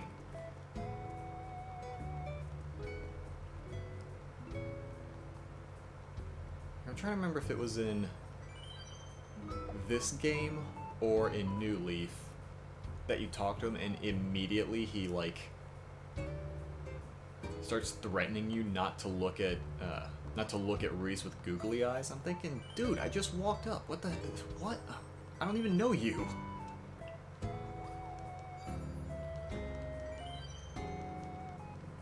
Yeah, Cyrus is not. He's a tad annoying. I mean, at least in the last game, he actually customized your furniture. But, I mean, now that you can do that yourself in this game, it's like, what's even the point of them now? Other than to give back the crystals you earn and get some furniture that you might not even use? In the same action-packed sequence of stargazing. Yeah, man, dude! Of course, this is the best part right here. This is high-octane star watching, alright?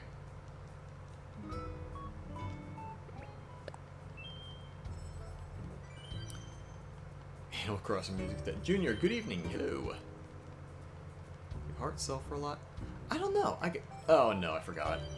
I was actually about to grab some and then check at the store, but I forgot the store closed about half an hour ago. Yeah, I have no idea actually. Realistically, they probably don't. Because I don't think... Like, do the Bunny Day eggs individually, do they sell for a decent amount? Because I remember that the furniture that you can make out of them definitely sells for a good bit. But I don't remember I don't know about the individual eggs. They do? Okay. Heck, I might need to sell some of the extra eggs then. Free up some storage space.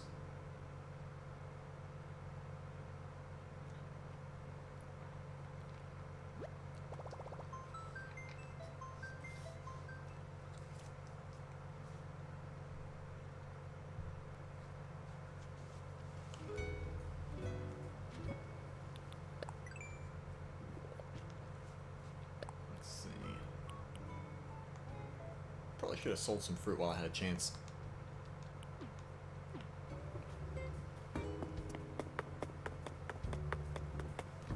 Just gotta knock out a challenge right quick. Something that annoys so much. New update, they decrease the price that you get when you sell. Wait, they decrease the price of fruit?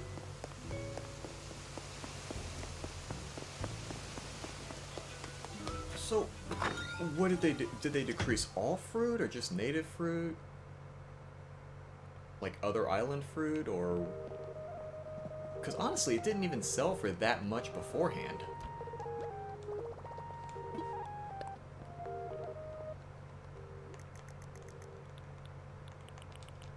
There we go.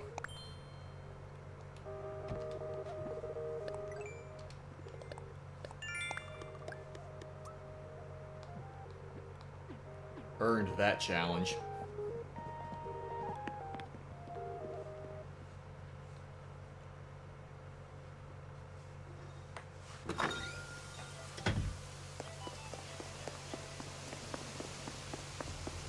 But yeah, I usually don't sell fruit that often, so I didn't even know that that they lowered the price of it. It sucks. Like, I don't get why they keep trying to throttle bell earning. Like when they decreased how much interest you got every month, and they capped it at 9,000. Then they're like, oh, well, this is to prevent, people from, making too much too soon. I was like, bank interest already is like one of the slowest ways to get money, and that's what you're gonna nerf? I mean, okay, if you leave other stuff just fine, sure, but I don't know. I can't begin to imagine what they're thinking with some of the changes they make sometimes.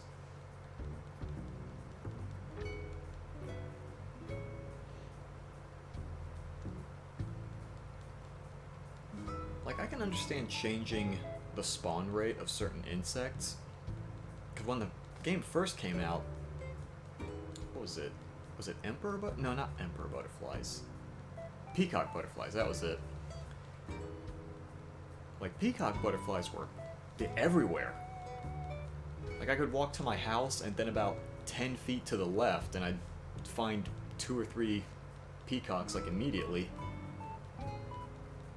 I was like, oh, okay, 3,000 bells per pop? Yes, please.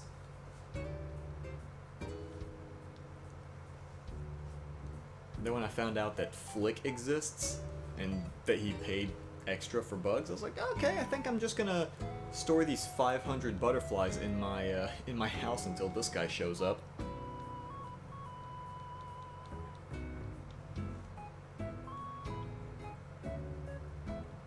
Nintendo sometimes gets kind of... Yeah, sometimes. Like, I'm just worried that they're on a slippery slope. Like, Nintendo's usually really good about stuff, but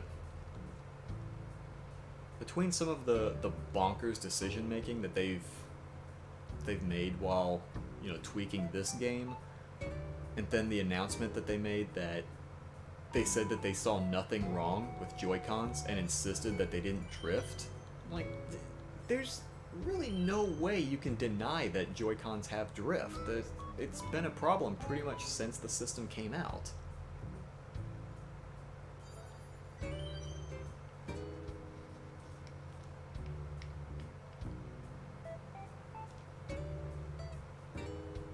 don't know. I don't think Nintendo's in a bad place, but I worry that they're gonna start sliding in that direction.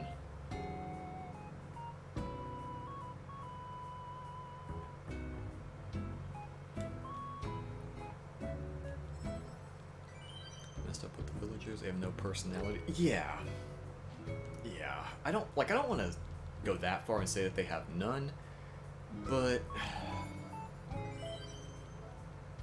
they definitely didn't do enough to differentiate the villagers, especially within the same personality type. Waiting for the right moment. I don't know. I mean, I feel like Sega's been out of it for too long. Like, even their software tends to be hit or miss.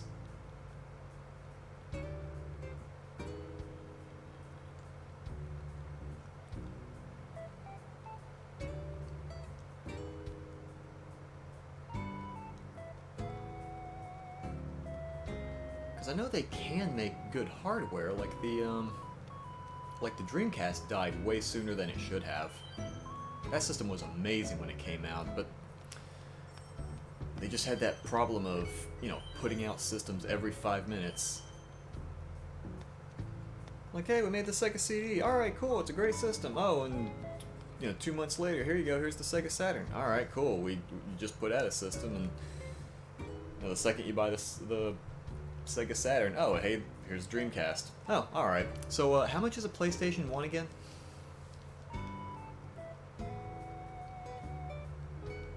I mean, I had a Dreamcast, and, like, I only had 10 games, and I enjoyed the heck out of all of them, but I don't know, I look back at the decision-making before the Dreamcast came out, and I'm thinking, why would you do any of these?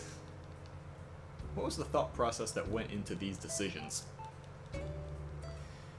Sega has some good games, though. They do have some good games. I can't say that they don't make good games. I just worry that they also make a good chunk of bad and mediocre ones. I had problems with making consoles way too fast. Yeah.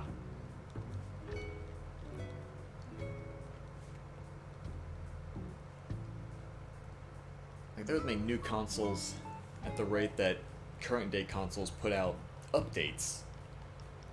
Like, it was... It's laughable now when I think about it. I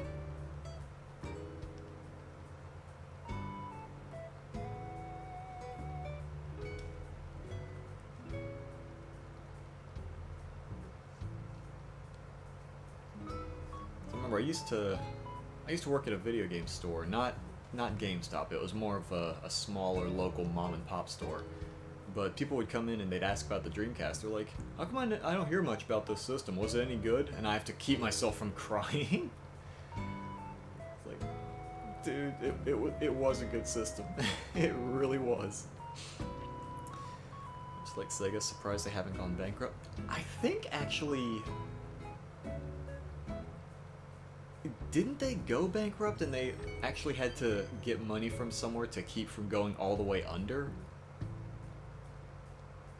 I might be remembering this wrong, but I want to say it was, I want to say a YouTuber named Matt McMuscles, who often does video essays on games and systems and just things in the gaming industry in general that go poorly.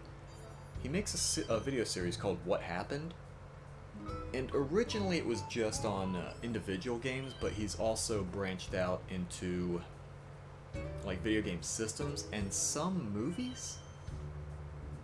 But I want to say he did make I want to say he made a video about the Dreamcast. EA probably. I don't know if it was EA. I don't know if it was EA. I don't think I'd be surprised if it was. But I don't actually think they did such a thing.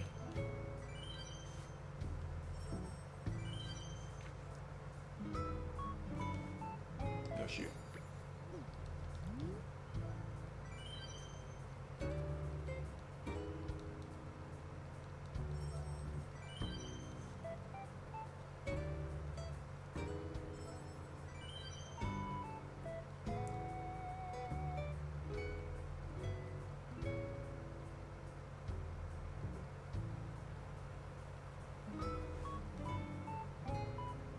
See, as much as people dump on EA, I don't want them to go under. I just want them to realize that they can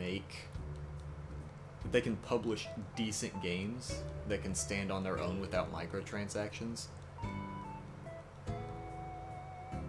Because they published that one game, A Way Out, and people liked it. And I would have hoped that that would be sort of a wake-up call to them, that, you know, you don't have to keep begging for more money after the initial purchase price, but apparently it just didn't sink in.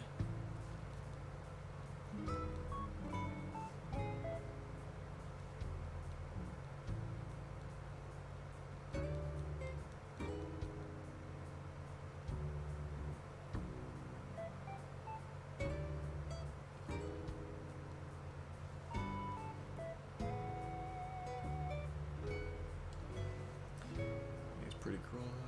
Teacher. You just work for me, not like them at all. I'm not surprised. I'm not surprised. Like after the, I think the point that I stopped thinking of EA as one large entity full of crappy people was during the Star Wars Battlefront 2 thing, during that whole debacle, when people said that the development team for the game, DICE, they made a genuinely good game to play, but it's just that all the controversy over the microtransactions just completely cast this huge dark shadow over the entire game that otherwise the game didn't deserve, because play-wise, if you got rid of all the whole pay-to-win upgrade crap, was a genuinely good game. And that was kind of when my brain, actually like separated EA as a publisher and all the dev teams below them. Because before I just had this blanket opinion of, EA and everything under it sucks, and that was it. But yeah, after hearing more about Battlefront 2, that was kind of my wake-up call that not everyone that works under that umbrella is a piece of crap. So BF2 still play? Absolutely. Yeah, they did. They floundered that big time. Wall Street because negative press lost billions in stock. Thank goodness. Yeah, I remember reading about that, and I would have hoped that was another thing I would have hoped EA would learn, is that you can't just immediately start begging for more money. But nope, they did not learn a thing. Blacklist people too from other companies, which well, the only people I've heard of them like really blacklisting, which I think kind of shows how much attention I really pay to certain parts of the industry, but the only people I knew that they blacklisted were like certain journalists that talk badly about them.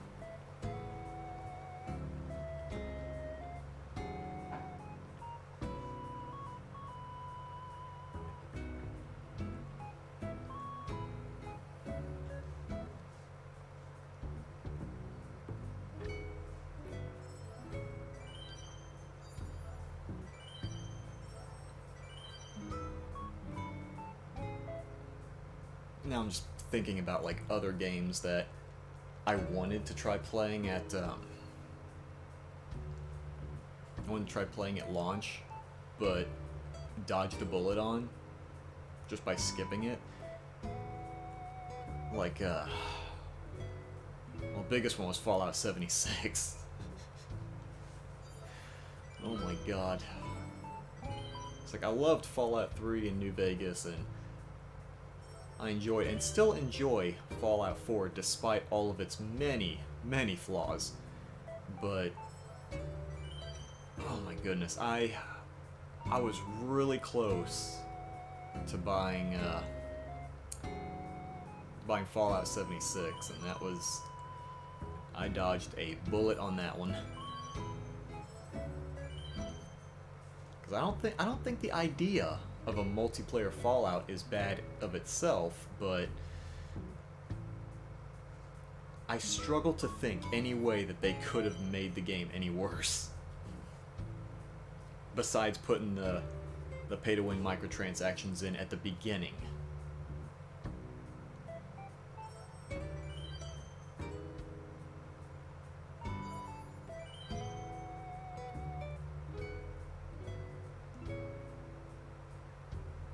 Because honestly, I think probably the first time I should have learned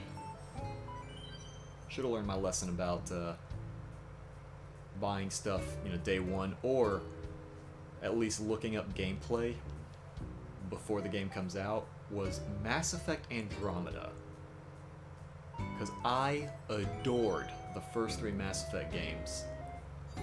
And I heard horror stories about Andromeda, but I didn't actually watch any gameplay. And I just remember pre-ordering it at GameStop a couple weeks beforehand. And the cashier just looked at me with a blank stare. He didn't say anything, but it was definitely that you probably shouldn't do this look on his face. I just remember looking at him like, is something the matter? He was like, are you sure you want to get that? I was like, yeah, I would like to pre-order Mass Effect Andromeda. He's like, alright, it's your funeral. I thought, you know what? I wonder. This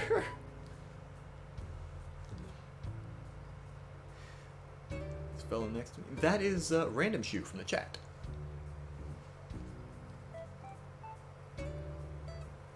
But yeah, Mass Effect Andromeda. I didn't look up any gameplay until the night before it released. I just saw this compilation video that the title of the video was something like some odd number $1 million plus 5 years development equals Mass Effect Andromeda, and it was just this the thumbnail preview was this horrible looking face that one of the characters gets, and it was about a 20-minute compilation of all the garbage in the game. Well, I can't say all the garbage. A significant part of the garbage in the game. And when I got it took everything in me to not play it immediately, because me and my friend, usually this channel, before the pandemic got as bad as it was, a large part of this channel was just playing games that, for the most part, one of us knew a lot about and the other person didn't, but we would occasionally play games that neither of us knew about, such as Andromeda.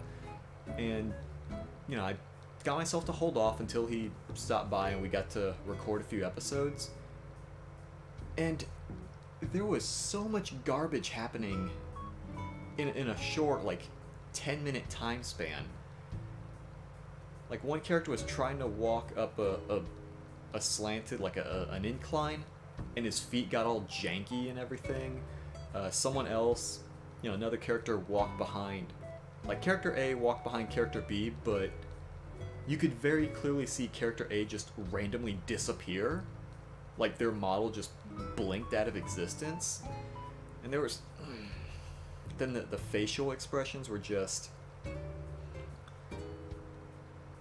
I didn't customize my character. I was using the default female character, which had a problem with permanent smile face, and no other option for the player character had this issue.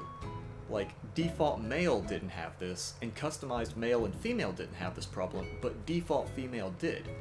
So, in the, spoilers for the first half hour of the game, after your character's father dies, and you get to the main base, and they ask your character, where's so-and-so?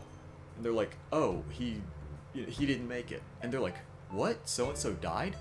And at this point, your character normally gets this, stern, concerned expression on their face.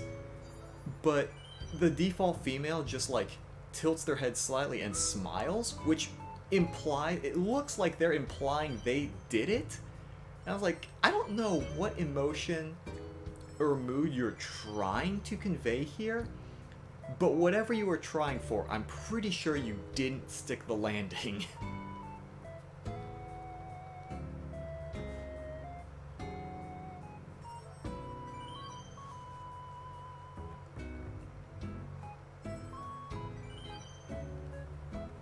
And what makes me sad is, like, I really want to, like, 100% the game, because I have beaten it. And the game is not...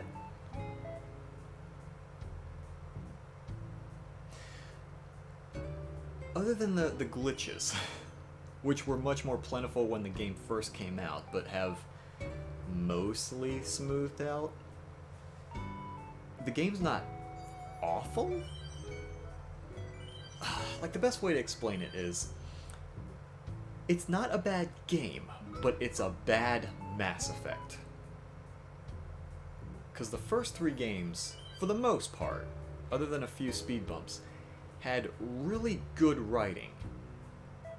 And Andromeda was okay, but the first 3 games set a really high bar that Andromeda did not even come close to reaching.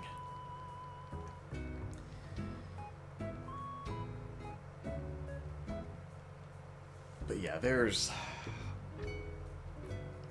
hold on, let me actually search it on my phone. I want to see if I can find the title of this video, because it's something that it came out either right before or right after the game came out.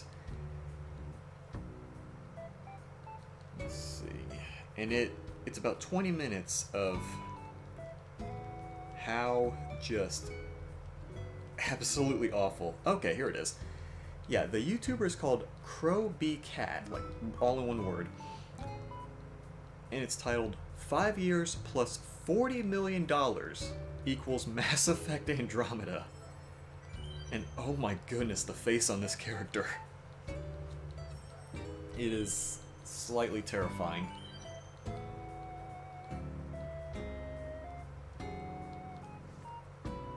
Oh, and oh man. I'm having flashbacks of other humorous parts, like the surprise you've never been looked over a game because you buy games without checking it out and hoping it... Yeah, for the most part, doing that, for the most part, I haven't gotten burned, but especially more recently, it's been happening more and more. So I've definitely been kind of keeping a closer eye on games that I'm interested in. But I'm just remembering, like, little bits and pieces that were so...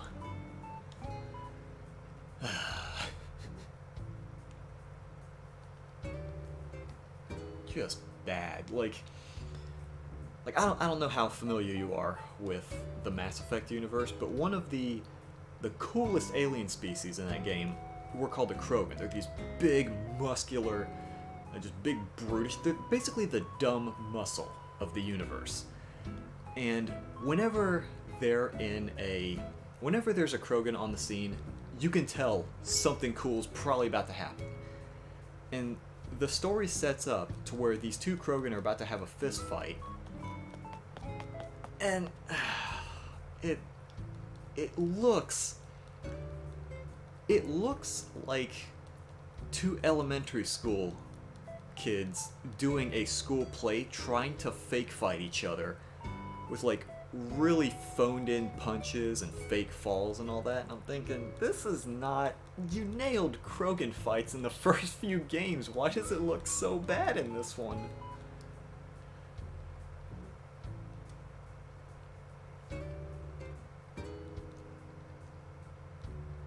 Then there was the bar fight where you can very clearly see that characters are not getting punched. Like, it's making punch sounds and characters are reacting, but the fists aren't hitting people's faces, and...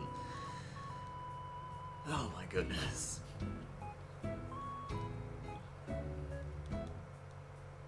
I gotta stop talking about Mass Effect Andromeda. I'm making myself depressed right now.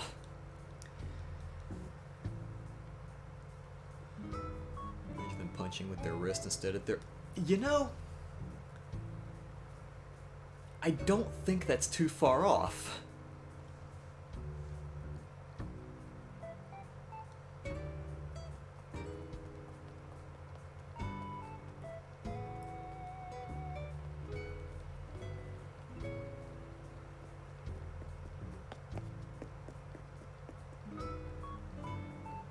I think another time I got burned was... This is to a much lesser extent, because there is still some good game here. Was Mortal Kombat 11. Like, it... On the surface, it is a good game.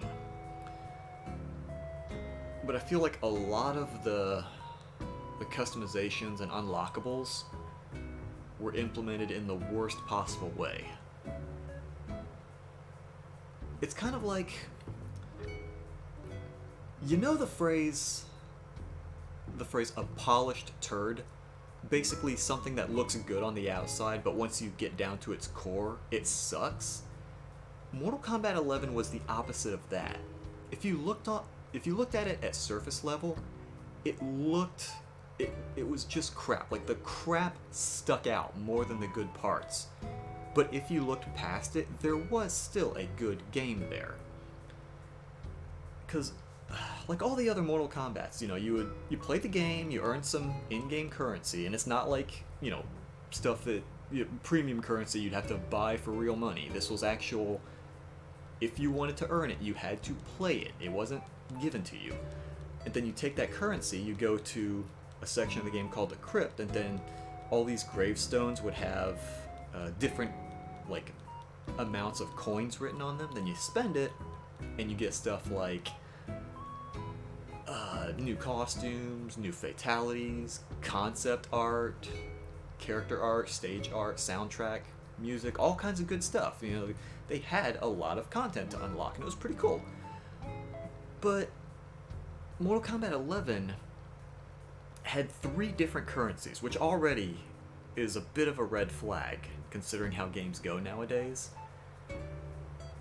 And all of the different gravestones and mausoleums and containers and whatnot, actually mausoleum's not the right word, sarcophagus, you know, the large graves with like the slide off lids and whatnot, you open them up and you got your unlocks through a loot box format. Like, you would open it up and you might get some character customizations, or you might get consumables, which, the fact that there are consumables in the game, a fighting game which does not need consumable items, you might get those. And then if you reset the crypt and you open the same boxes again, you know, something that might have given you a new outfit before might just give you more consumables. And then it didn't help that one of the currencies, like hearts, was so excruciating to get, because you had to spend hearts to get like some of the more rare stuff. But the only way to get hearts was to finish off your opponent.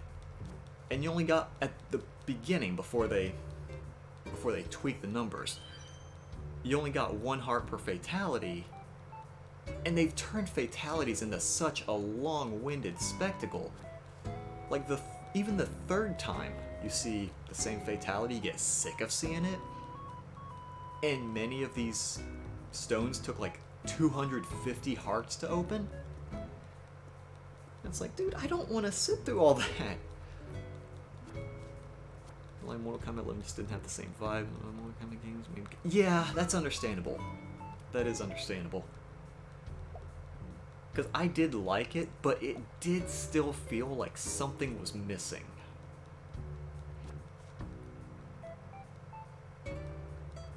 Because I know to get a bunch of the heart unlockables, like, I don't know if you did this, but I know I did it, and looking online, a lot of people did this.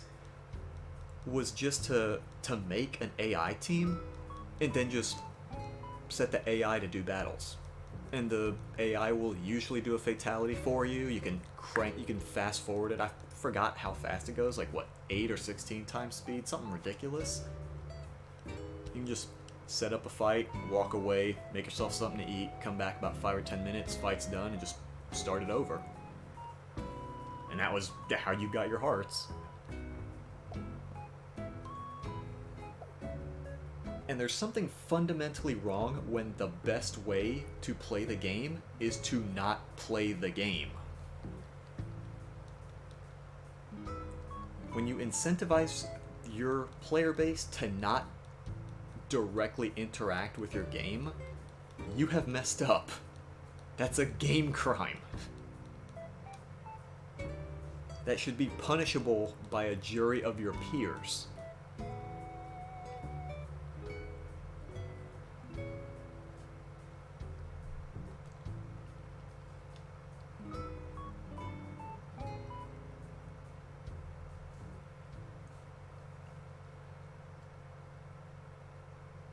I keep wanting to go back to Mortal Kombat 11, but it doesn't help that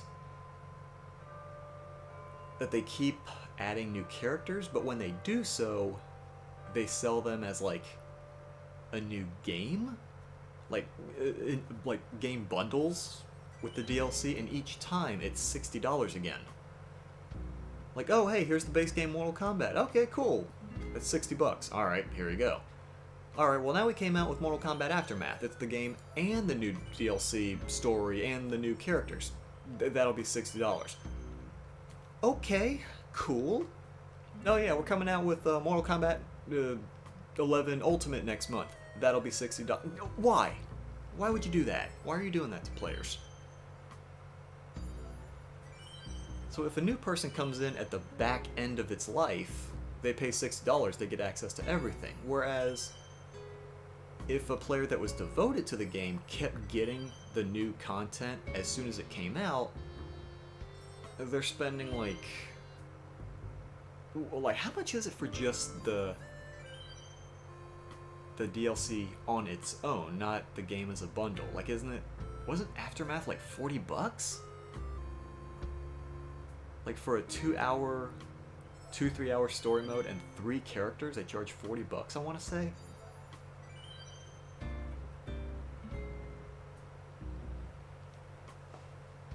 Just absolutely absurd. So you have to keep doing that, they lose the spice. Yeah, assuming it wasn't already lost, because a lot of people were not intending this to be a pun or a play off of your use of the word spice, but it soured a lot of players that they were charging $40 for that, and now they're doing the same thing with Ultimate. Like, I don't know how much Ultimate's gonna be if you buy it as just an add-on, but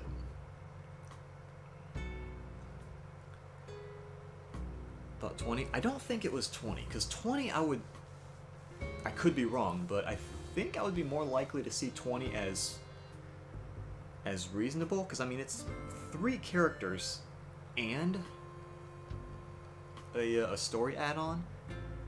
But I remember looking at what all you get and looking at the price, and initially just being stunned when I first saw it. I want to say it was 40. I'd have to look that up though. But yeah, Ultimate, I don't. Just the fact that they're doing it again.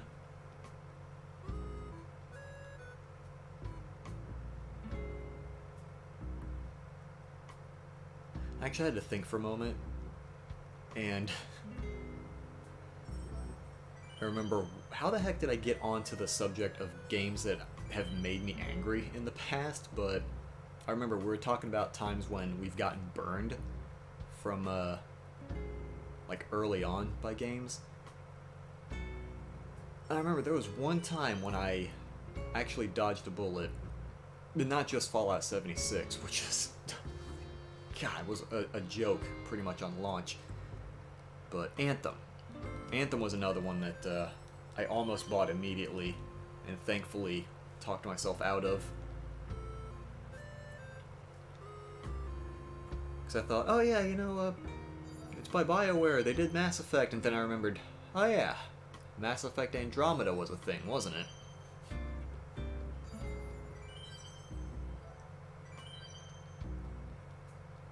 And around this point, there was a YouTuber put out a review. One of the few YouTubers I'll actually review, whose reviews I'll listen to. Kiki, good evening, hello.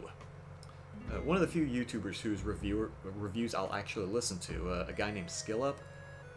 He played Anthem, and like a bit ahead of time, and was saying like how bad all the stuff was, and I thought, oh no, there's so much bad in this. Why would BioWare do this? And this was before the whole thing about how surprisingly Anthem's garbage quality wasn't the fault of EA, but BioWare themselves.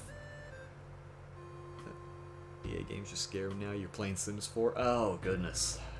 Yeah, I heard there was a whole lot of backlash about that.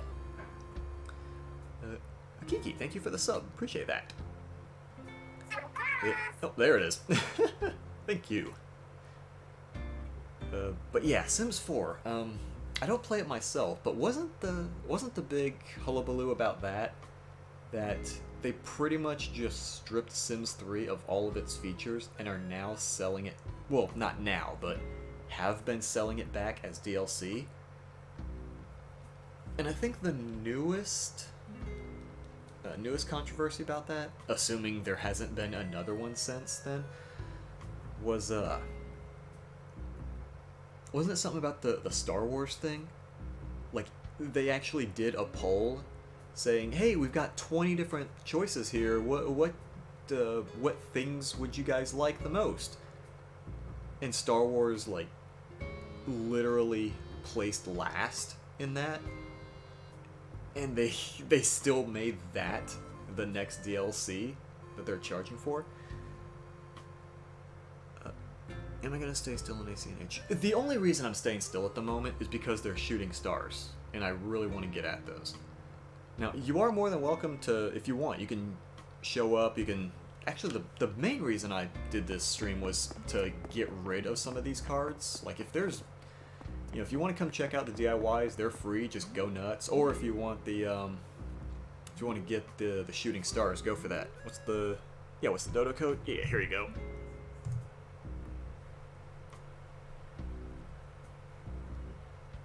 Yeah, usually if I'm doing I don't do Animal Crossing streams super often. If I am doing an Animal Crossing stream, it's probably because I'm trying to give away stuff.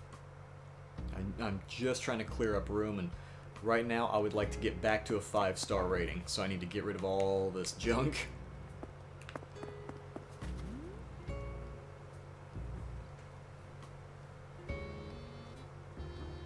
So maybe buy a DLC, just we could buy small DLC, which made everyone angry. Oh no, that reminds me of another. Oh god, there's a game, a fighting game called Nitro Plus Blasters, which is a perfectly fine game on its own. Basically, it's a fighting game from a company called Nitro Plus that's usually known for making visual novels. And so this game takes a bunch of characters from these visual novels and, you know, pits them up in a fighting game, which is a pretty cool idea, and it's well made. But they had DLC for a few more characters, which, okay, it's fine. But then they released costume DLC, but that costume DLC also includes outfits for these DLC characters. And there's no option to get that costume DLC without the DLC characters for a lower price. So if you didn't get the extra characters, you're still paying that same amount for fewer costumes. And again, it's a perfectly fine game on its own, but that was just such a stupid move. I don't see why... I don't know, I mean... maybe it's to entice people to buy the DLC characters. Like, oh, hey, you know, if you'll get your full money's worth if you also get these characters that you might not otherwise get. But I feel like that's going about it the wrong way.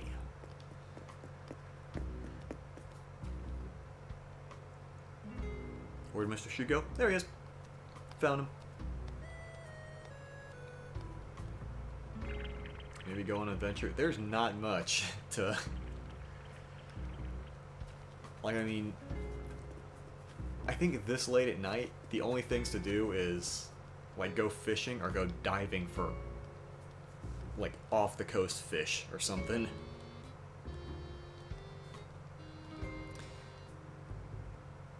Kid Cat wanted to leave? No. Yeah, I've had a run of pretty much just about every villager except the one that I want to leave, asking if they should leave. And I'm like, you know what? You're not doing that. You live here forever now.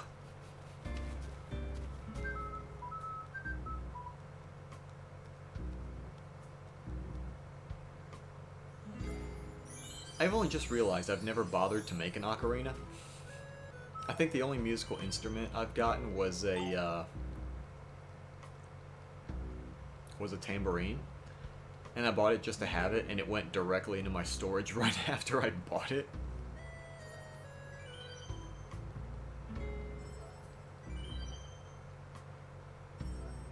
I mean, other than like full-size like furniture instruments. What button? When you press to wish? You press A. You have to make sure you're not actually holding any tools in your hand, and you have to point the camera upward.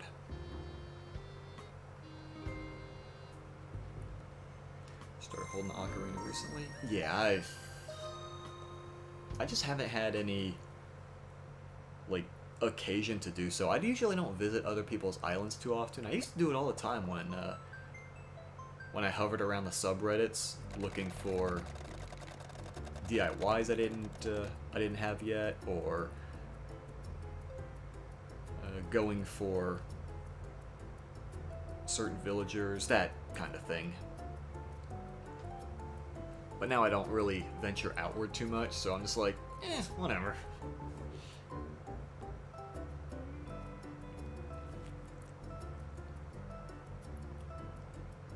Now think about it. The only things I actually keep are my just my standard 8 tools, a wand, and a wetsuit.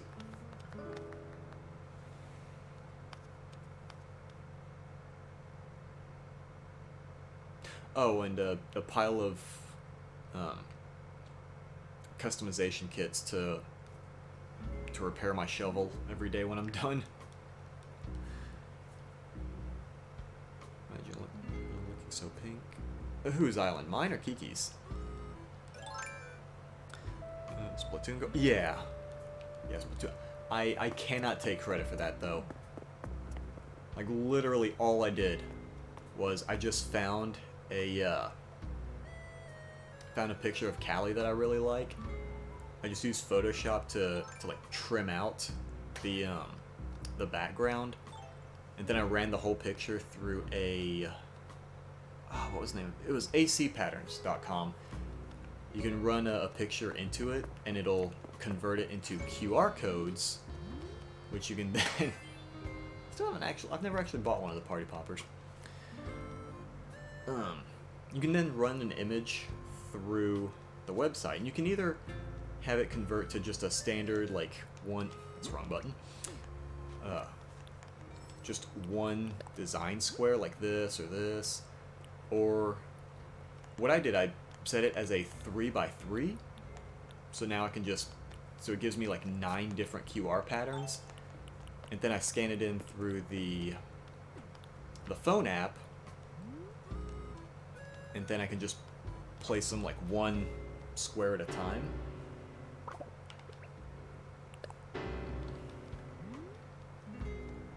Just place that wherever I want.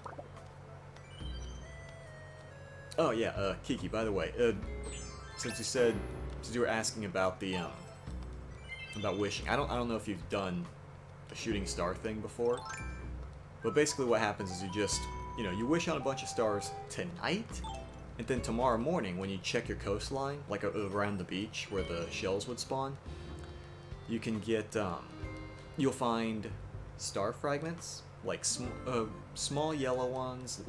Sometimes you'll find large ones. Those are pretty rare. And then you find zodiac-specific ones, like based on the different zodiac signs. I don't know which ones are available right this moment, though. Oh, also, I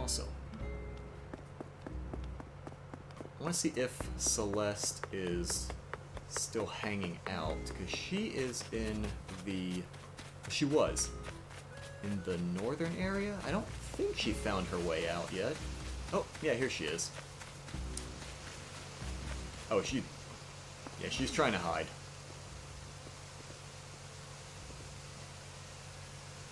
Yeah, so if you... Wow, she's well hidden now. But yeah, if you want to get a DIY from Celeste, just head north. You love Callie? Yeah, Callie's my favorite Splatoon girl. Taurus is available. Okay. So I think I might have gotten the Taurus DIY forever ago, but never actually had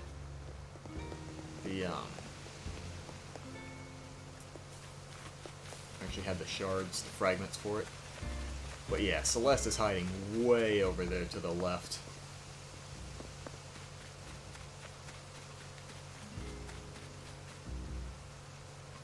Really love Kiki. Yeah, Kiki's one of my favorite villagers.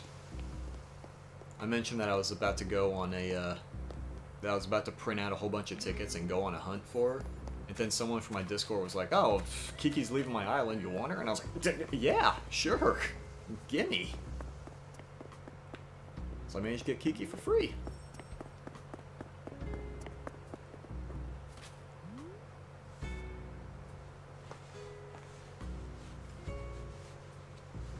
But yeah, I've been lucky so far for a bunch of my favorites.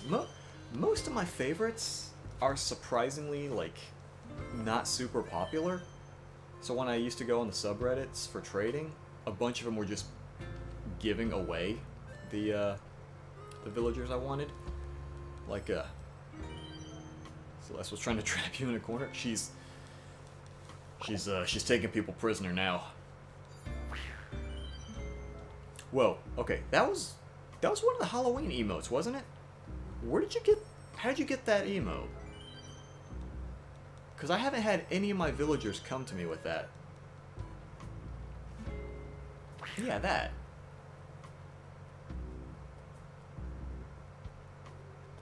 Or that. Where are you getting these? Oh, okay.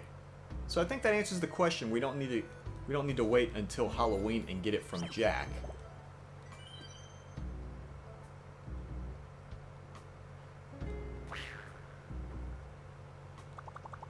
Oh yeah, I lost my train of thought. Oh yeah. Yeah, most of the... Well, I can't say most of. Like, half the villagers I wanted were just from people that didn't want to... Oh, you time travel. Dang it. Alright, never mind then. Oh, bother. But they were from people that didn't think that the... Like, they were villagers that don't have a lot of value on the, I guess for lack of a better term, villager black market. Like, let me see, because I know, like, Audie, when the game first came out, went for a bunch of tickets. Marshall went for a bunch of... I don't know if they still do. But when the game first came out, Marshall and Audie went for crazy tickets. But yeah, I managed to get Kiki, Deirdre, and Prince for free because people just didn't want them, or they didn't have a whole lot of value on the market. Well, I can't say that about Kiki. I think she does have some value, just the person who had her didn't really want her anymore.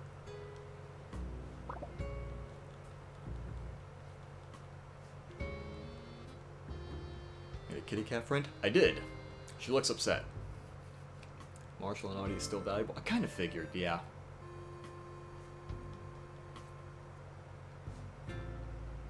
Remember, Audie went for crazy bells when the game first came out. Is Raymond still the highest?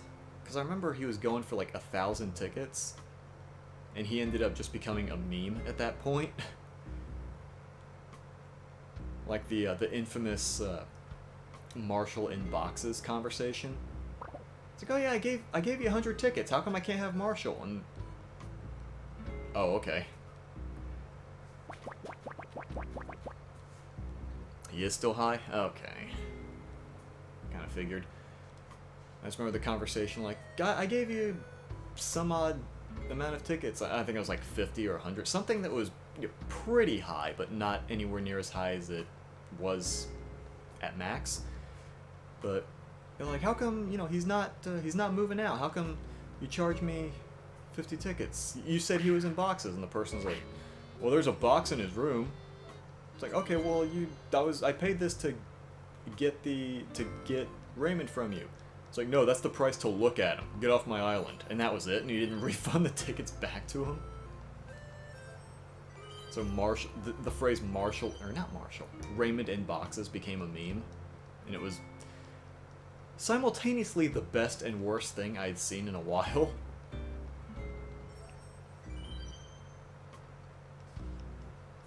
Yeah, it was one of those things that, like, from a third-person perspective, was hilarious, but I would absolutely be furious if I was the person in that situation.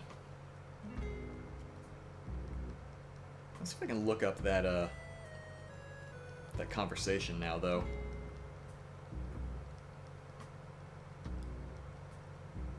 It's a little bit distressing when I hop on Google. I type in Raymond in an attempt to find Raymond in boxes, and the first 2 search results are Raymond in maid outfit. Google, what are you doing right now? Why are you doing this to us?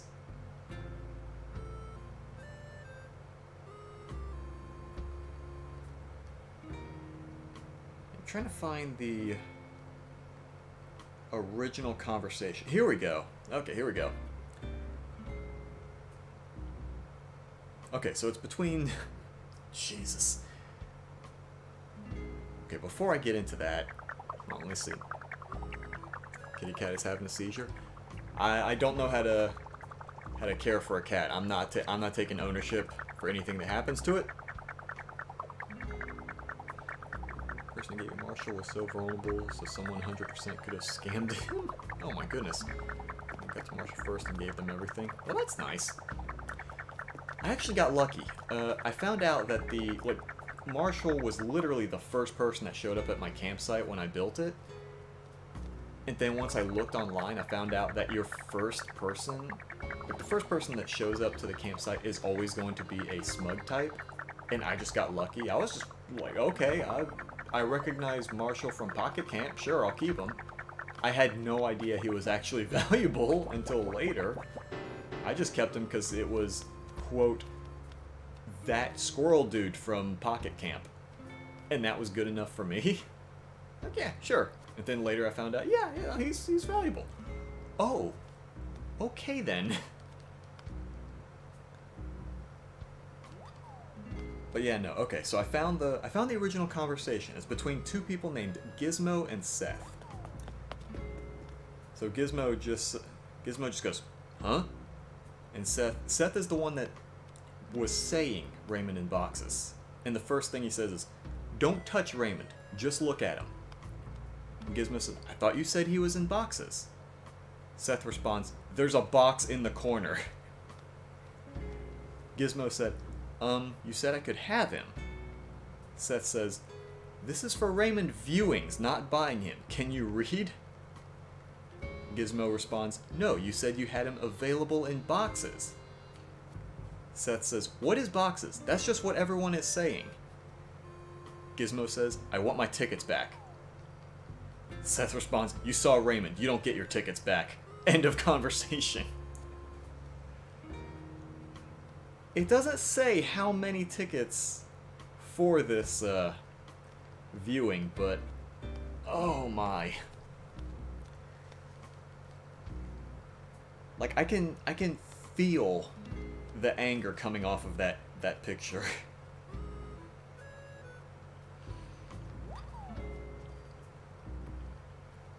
But while looking for that conversation, I found various other things like Raymond in boxes for somewhat. This is a post on a Discord server. Raymond in boxes for somewhat free. Whoever can write the best 300-word essay on Raymond, fanfic please, but does not have to be, will get him. Someone else posts, "I have Raymond in boxes." It's just a room stuffed to the brim with cardboard boxes and one empty square for Raymond to stand in. Oh lord. Person was kind of dumb though. I do like the dude that made the deal was definitely misleading by saying Raymond in boxes, but I feel like the fact that he said viewing, like Raymond viewings, should have been some kind of red flag or warning or something.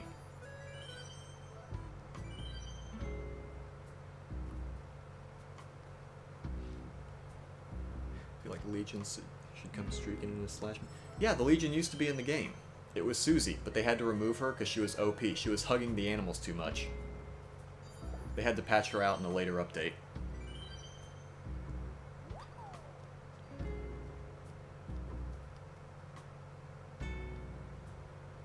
And there's a picture of Raymond just sitting in a cardboard box that says adopt. 5k Nook Miles tickets, 3 billion bells, a kidney.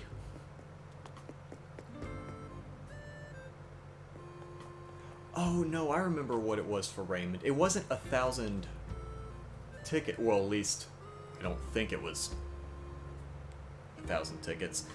But what it was there was actually an eBay listing for $1,000, like real world money for Raymond.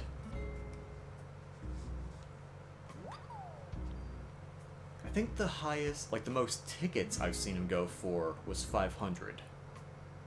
Though I'm sure prices have gotten higher than that. Or at some point gotten higher. I don't know if they still are. I haven't actually checked the villager black market recently. I don't know how insane people, like what kind of outrageous prices people are charging for animals now. Get the villager then pay, that's what he did. See, I usually, like, I'll be honest, I'm of the mindset that the person visiting the island to pick up the animal should pay first, but be ready to dashboard out, because I don't know if this was fixed, but it used to be once you get that little, you know, the little news ticker announcement thing that goes across the screen when someone arrives or leaves, if you hit the home button and then immediately end task before it starts saving, then it reverts everything to before you showed up, like at the last save point. So they don't get your tickets, you still have the tickets, but you have to like close out immediately. So I've always been under the mindset, the etiquette wise, that you drop your tickets once you come in, go immediately to whichever animal you want to talk to, recruit them, and then leave, unless you ask about other business beforehand, like before the arrival, like, hey, can I check out your shops or whatever. Just kind of make any deal beforehand, and just be ready to back out in case the deal goes south.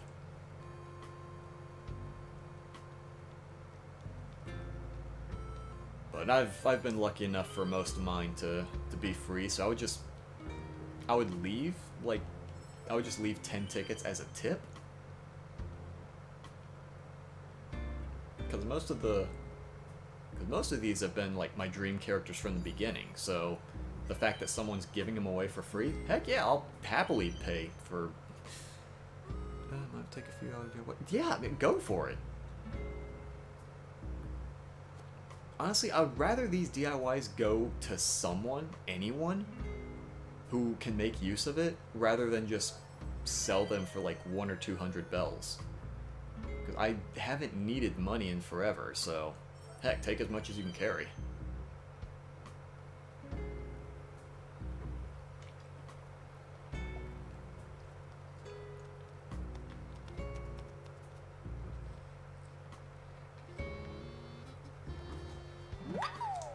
Like, I was reluctant to get rid of the, because last giveaway I did was for, was that a fish? I just saw something get tossed into the river in front of me, but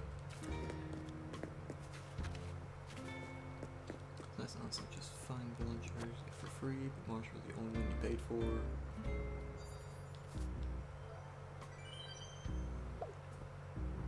Video from video.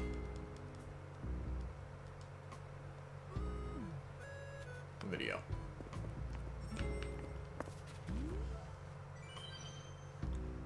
Literally hundreds of tickets for Diana.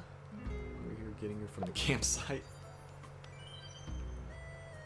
Video. What's pine board flooring?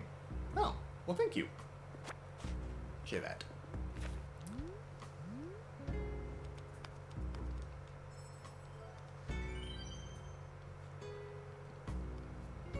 Yeah, I remember before, or not before, like just after the game came out, I wasn't familiar with the Villager Black Market yet, but I was very familiar with the Amiibo card market. So what I did was, I hopped on like eBay, Amazon, just a couple different like marketplace sites, and I checked to see how much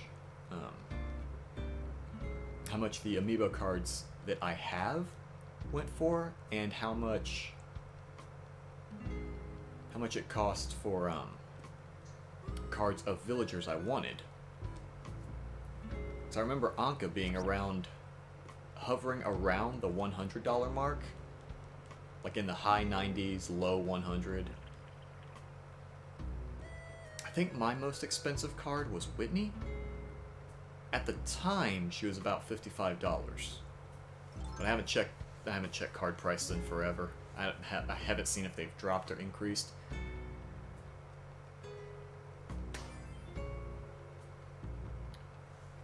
Katie, I'm gonna have to ask you to not use guns around here. This island doesn't have a Second Amendment.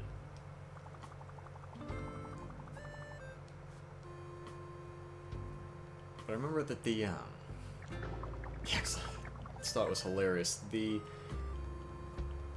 video game store I used to work at, they also sold just assorted collectible things, and in a glass case we had a small envelope, or not envelope, like a tiny little Ziploc bag that had a stack of about, I want to say 20 to 25 Amiibo cards.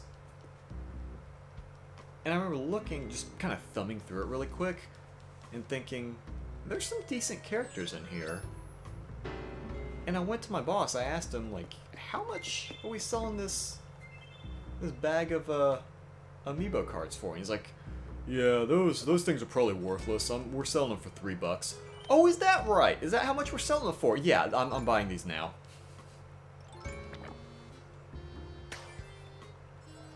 Yeah, my boss was the kind of person who liked to think that he knew the value of certain things, but apparently not. He did not know that that certain cards can go for some decent amounts. I think we were just lucky that we had kind of a cheap and unwanted card for as like the top card that was being shown. Because I get the feeling if the Whitney card was on top, that probably would have gotten bought up in a hurry.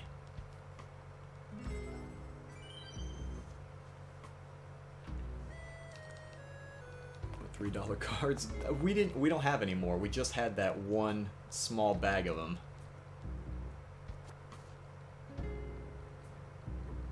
And go figure, one of the ones I wanted the most, and probably like, and the cheapest amiibo card I've ever seen, wasn't in there. Because I wanted Prince, who is wildly unpopular, but I really wanted him because he was in my village in the very first Animal Crossing on GameCube. I was like, I want this dude. I want my frog back. And his amiibo card wasn't in the bag. And I was like, alright, that's fine.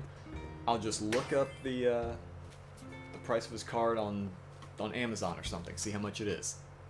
And when I first looked, it was $3. I was like, okay, I can do $3. I'll check that out later. And like a week later, he jumped to $8.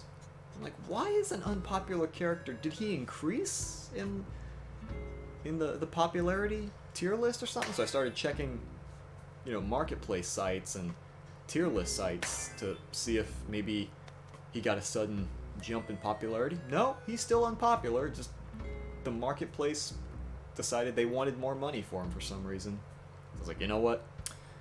I'm maybe not gonna spend $8 for Prince. I'll look for him on an island maybe.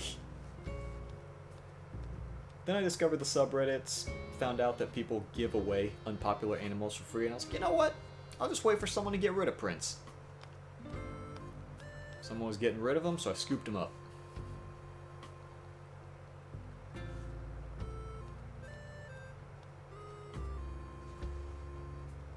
I'm trying to think who else I have. Actually, you know what? I forgot, I just have the thing right here. I can just check what all... let's see. Yeah, I had... Okay, so the ones I had cards for were Goldie, Gwen, Kid Cat. Yeah, I have a card for Kid Cat, but I didn't want to put him in my island. I like Sly. Nan. No, Plucky I actually had. Rosie. There we go. I forgot about Rosie. She was another one that went for a decent amount of money. Stitches, Wendy. Huh. Might have had fewer than I thought, but I could have sworn... Oh, right, I forgot. I don't have a card for Dawn and Sahara. Right, okay. Did I have the... Oh no, Rossetti, I forgot I had the actual physical amiibo for.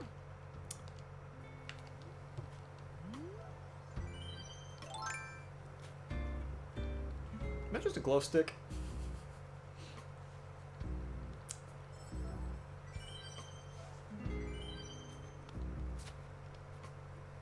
Nope. No Corona here.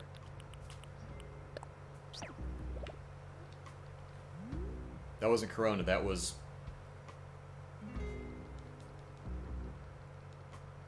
smoker's cough.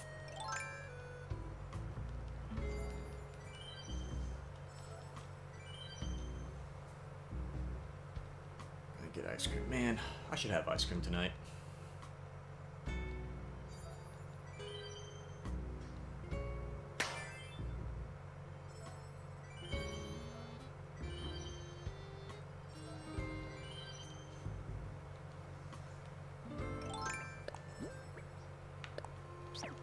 Ain't no Rona here.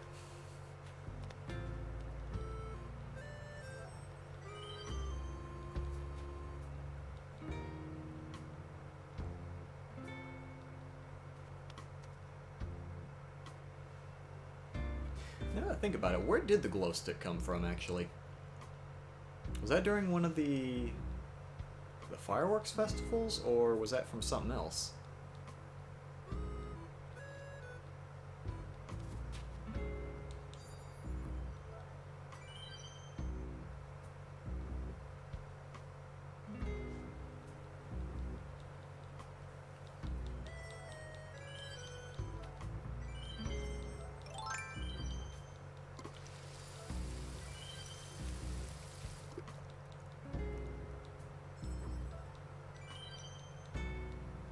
I appreciate the effort for the watering thing, but I don't think the flowers are making any progress over the river or through the brick walkway.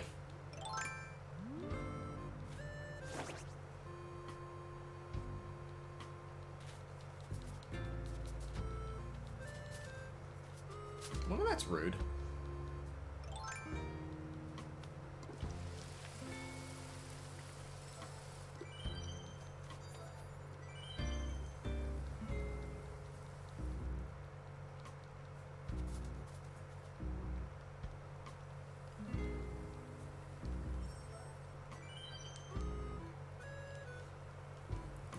Just destroy. Yeah, just kind of ran through it.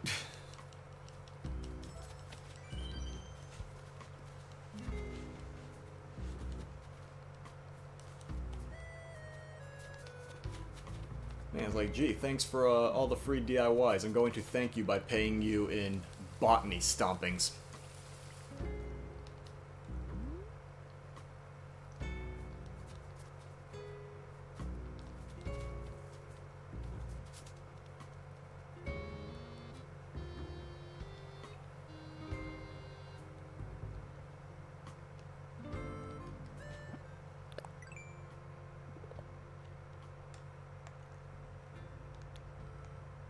Oh, right, seahorse. Forgot all about that.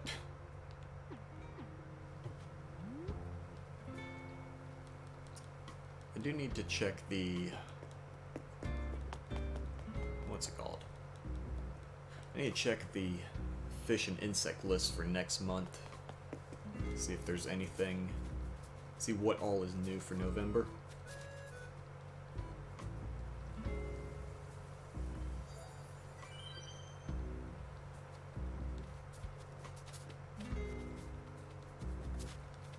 Because I think I'm only missing one insect, but I'm pretty sure it doesn't come up until December, though. Yeah.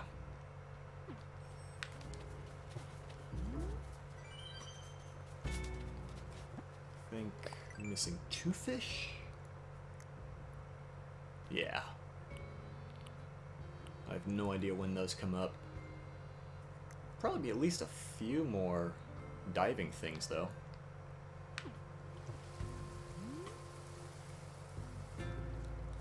At least they've been pretty consistent adding the deep sea stuff.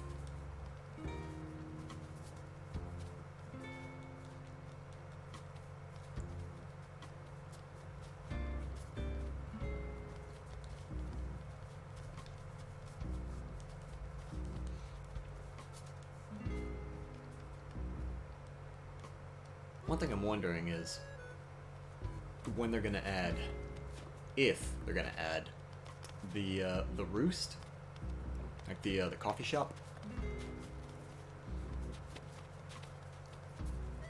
because when they do add that, I'm not 100% sure where I'm gonna put that. I might want to put that near the museum, but then at the same time I might also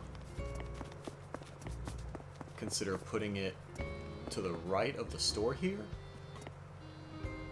and then just move my Cali picture over and kind of shrink the size of my square here.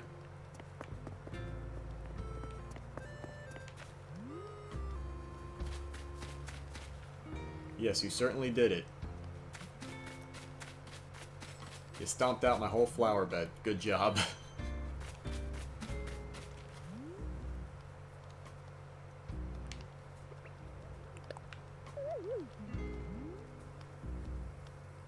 Mother must be proud. My goodness. But yeah, I have been considering actually getting rid of the tulips here and replacing them with like some blue flowers. I'm pretty sure tulips don't come in blue, but I'm thinking putting something else there, like either pansies or hyacinths.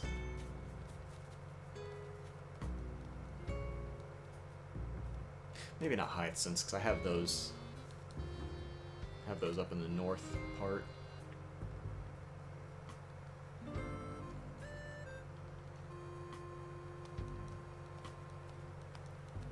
Flowers are gone.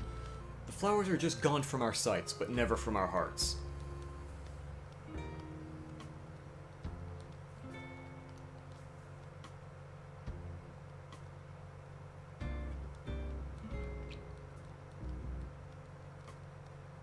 I only just realized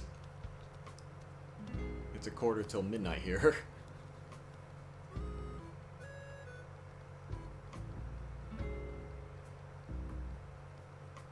Yeah, I ended up streaming a lot longer than I expected to. I think I might cut stream at top of the hour. Yes, Audie, look at the flowers and gaze upon their destruction. Look what terrors have been wrought.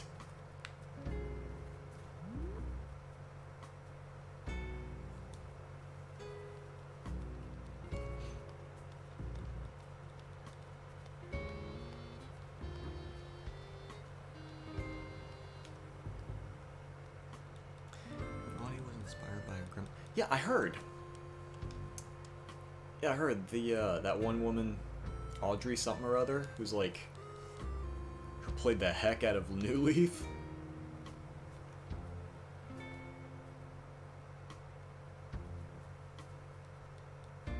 Yeah, it was kind of cool that they named a character after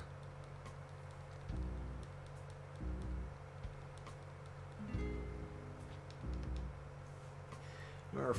I remember thinking, yeah, it's really nice. They gave this this sweet old grandma who loves Animal Crossing a character named after, and then I saw a video of the real life Audie getting like super angry at not being able to catch something.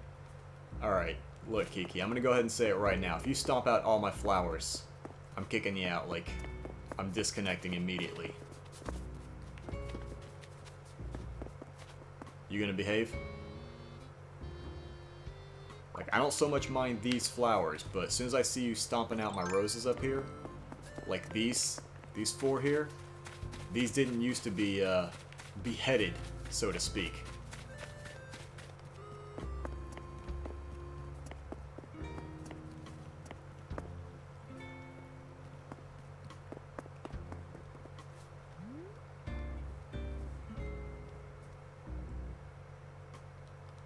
I wonder if she has a cute backstory to Audie. Yeah.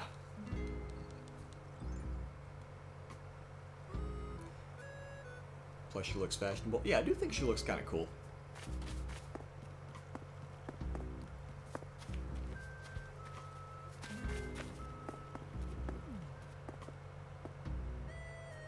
Yeah, what? It's just a squid girl. It's fine. Is that what we're doing? Do you water her and she gets bigger? Should I turn her toward the sun periodically?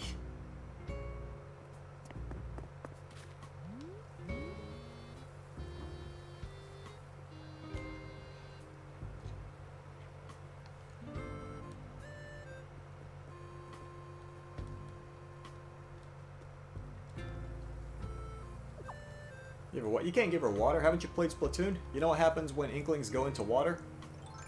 They poof. That's the scientific term for it, right? The poof.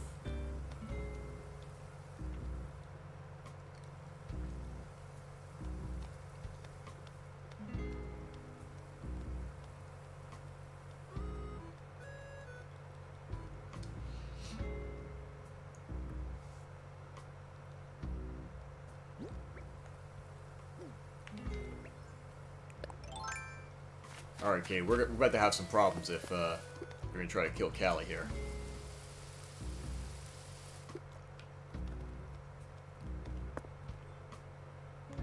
That's right. A very intimidating weapon here. It's a rock and a stick.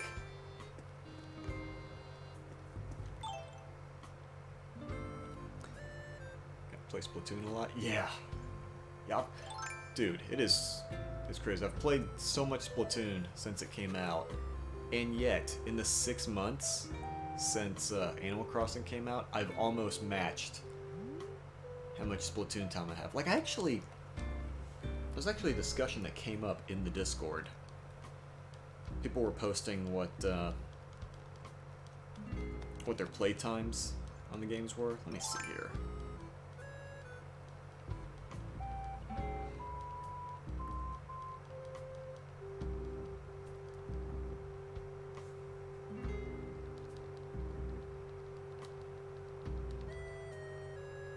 Now, you are holding that note for quite some time.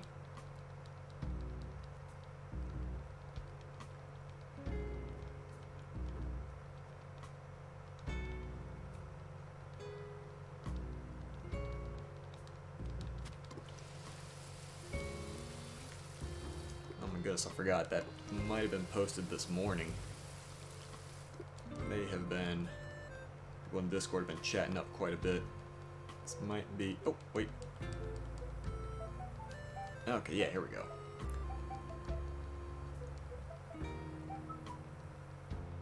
Here we go. So Splatoon 2 came out what, 3 years ago? It was July 2017, right? I want to say it was either June or July.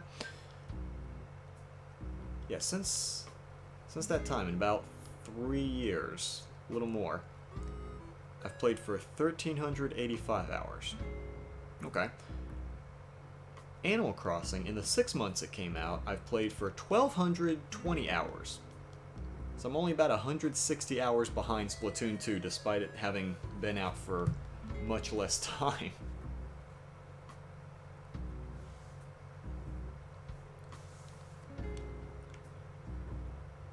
Oh, right.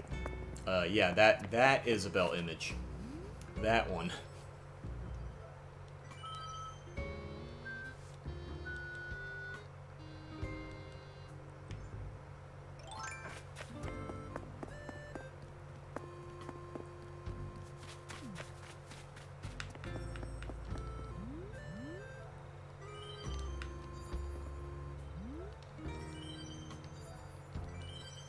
Katie, are you bringing excessive amounts of violence in the, into my island?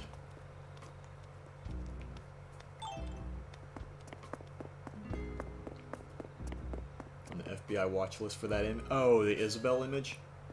I don't know what you're talking about. It is fine.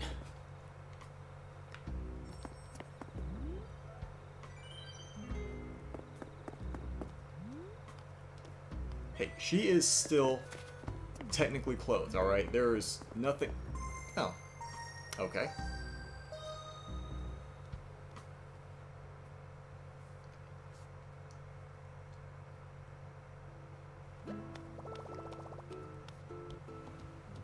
Though admittedly, I have been considering replacing the Isabelle image with a different... with a picture of a different character. Though the character I'm thinking about replacing her with is a zombie girl, so then someone could probably accuse me of potential necrophilia, which is as bad, if not worse. She's wearing clothes. She's wearing a bikini. What do you mean wearing no clothes? Don't get me in trouble for something I'm not doing.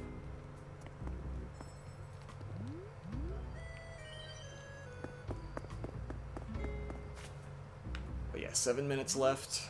Yeah, if there's any more DIY cards you want to get, you better get at them, because I'm about to close up shop in 7 minutes.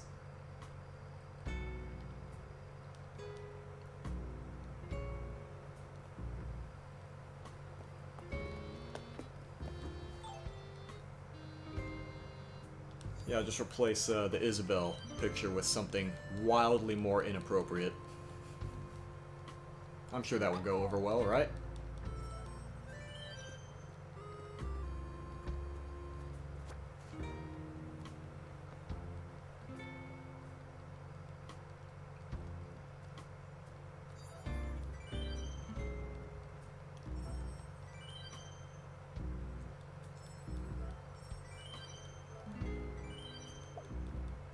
Sure, I'll be fine. Yeah, see, that's the right attitude to have.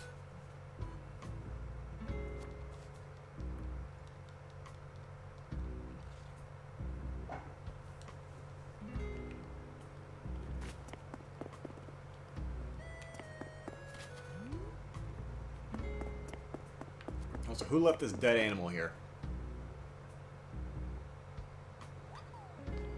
Alright.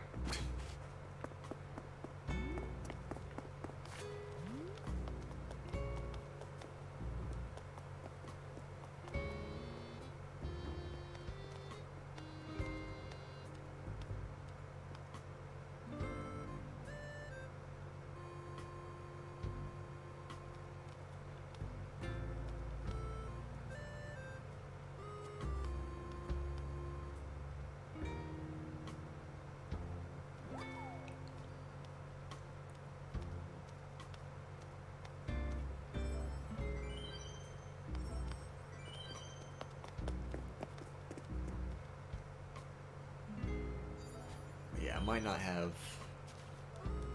much time to do anything in DVD tonight, but I'm definitely going to try to stream it tomorrow, though.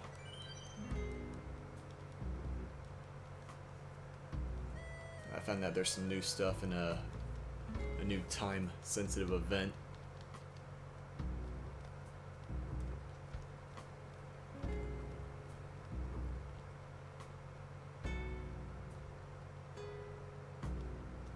Stream a little bit of that for Friday. It's DVD. DVD. It's Dead by Daylight. It's an asymmetrical 4v1 game. And basically, there's a team of 4, and they have to run around this large arena, and they have to repair 5 out of 7 generators that are strewn about the area. And once they power up 5 of them, they then have to get to one of 2 exit gates and power that up and try to get as many of the 4 out alive as possible. Meanwhile, the one person is a killer that's going around. It's, you know, killers that you would see in various horror movies. Some of them may just be, you know, psychotic humans. Some of them may be like supernatural things. But the one person's a killer that uses different powers and talents that they have at their disposal to try to kill as many of these survivors as they can. So while the survivors are running around trying to get away from the killer or fixing generators or anything like that, they're also trying to rescue other survivors if they get attacked by the killers.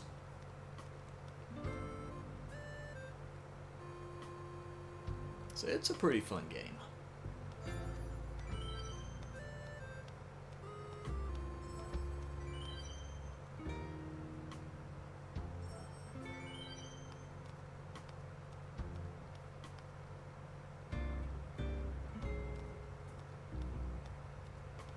Obviously significantly more violent than this, but you mentioned you played Mortal Kombat, so I'm not too worried about you.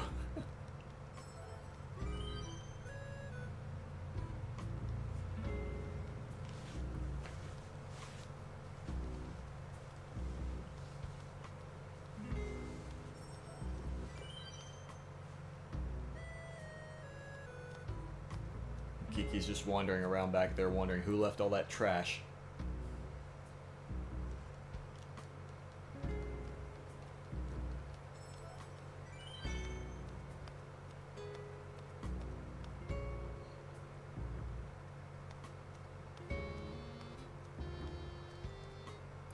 Mortal Kombat was your jam, the first 3 games. Yeah, see, when I was young, I kind of had to play it behind my parents' back. Way back in the day, it wasn't until I was like 14 or 15, around the time Mortal Kombat 4 came out, that I could actually, my parents would actually allow me to play the game. But yeah, I think it was around, like after Mortal Kombat 4, I kind of dropped from it. I was like, it's alright, but whatever. But then when I played Deception, I saw like how much story and everything they put into that game's conquest mode. I started getting a good bit more invested in the Mortal Kombat story. And I've been playing them ever since, but then there's a YouTuber that I've been watching called The Fourth Snake, and he's been very, very critical about the stories in the more recent Mortal Kombat games ever since it went from Midway to NetherRealm Studios. And it's kind of crazy because I can enjoy the story modes for the newer Mortal Kombats, but after watching his videos, and he points out a lot of stupid things that are done badly in the story modes, I'm like, I can't unsee them now. Like, I assume you played Mortal Kombat 9. Like, I don't get why, you know, when Katana first finds out that Melina is just a clone of hers that Shang Tsung created, that Shao Kahn would then go and just volunteer the information. He would just go Bond villain and start describing, like, explain the entire plan that, yes, I killed your dad, and, you know, I had Shang Tsung create Melina. I was like, why are you telling her all this?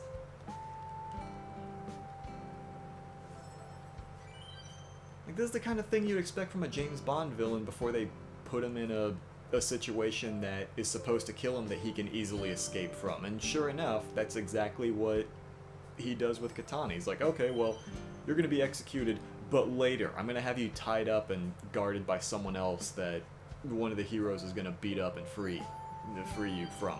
Like, what? Huh?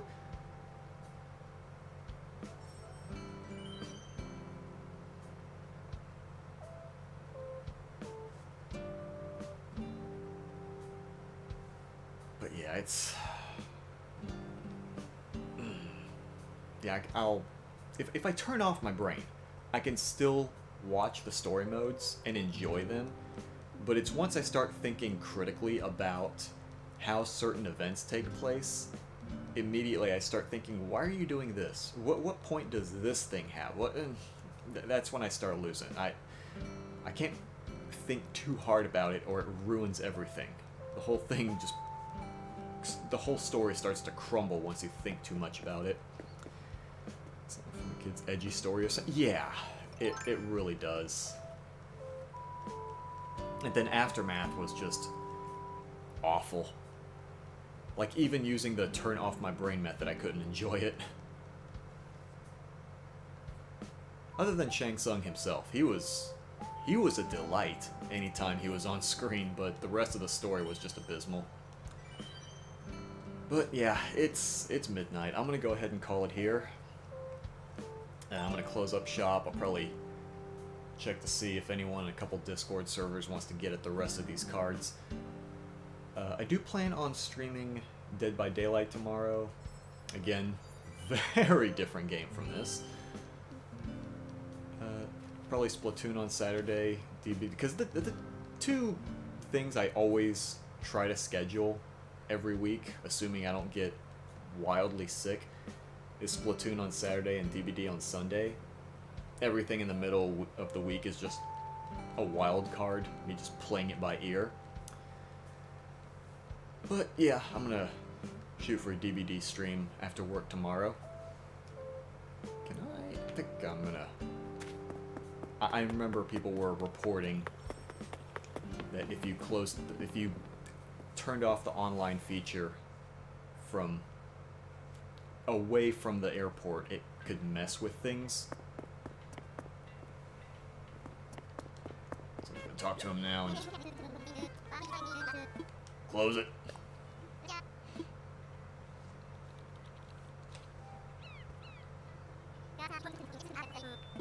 Alright, there we go.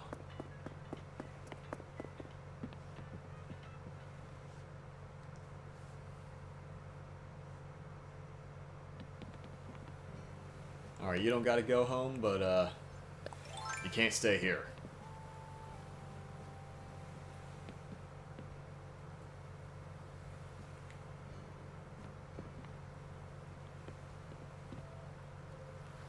Gone yet.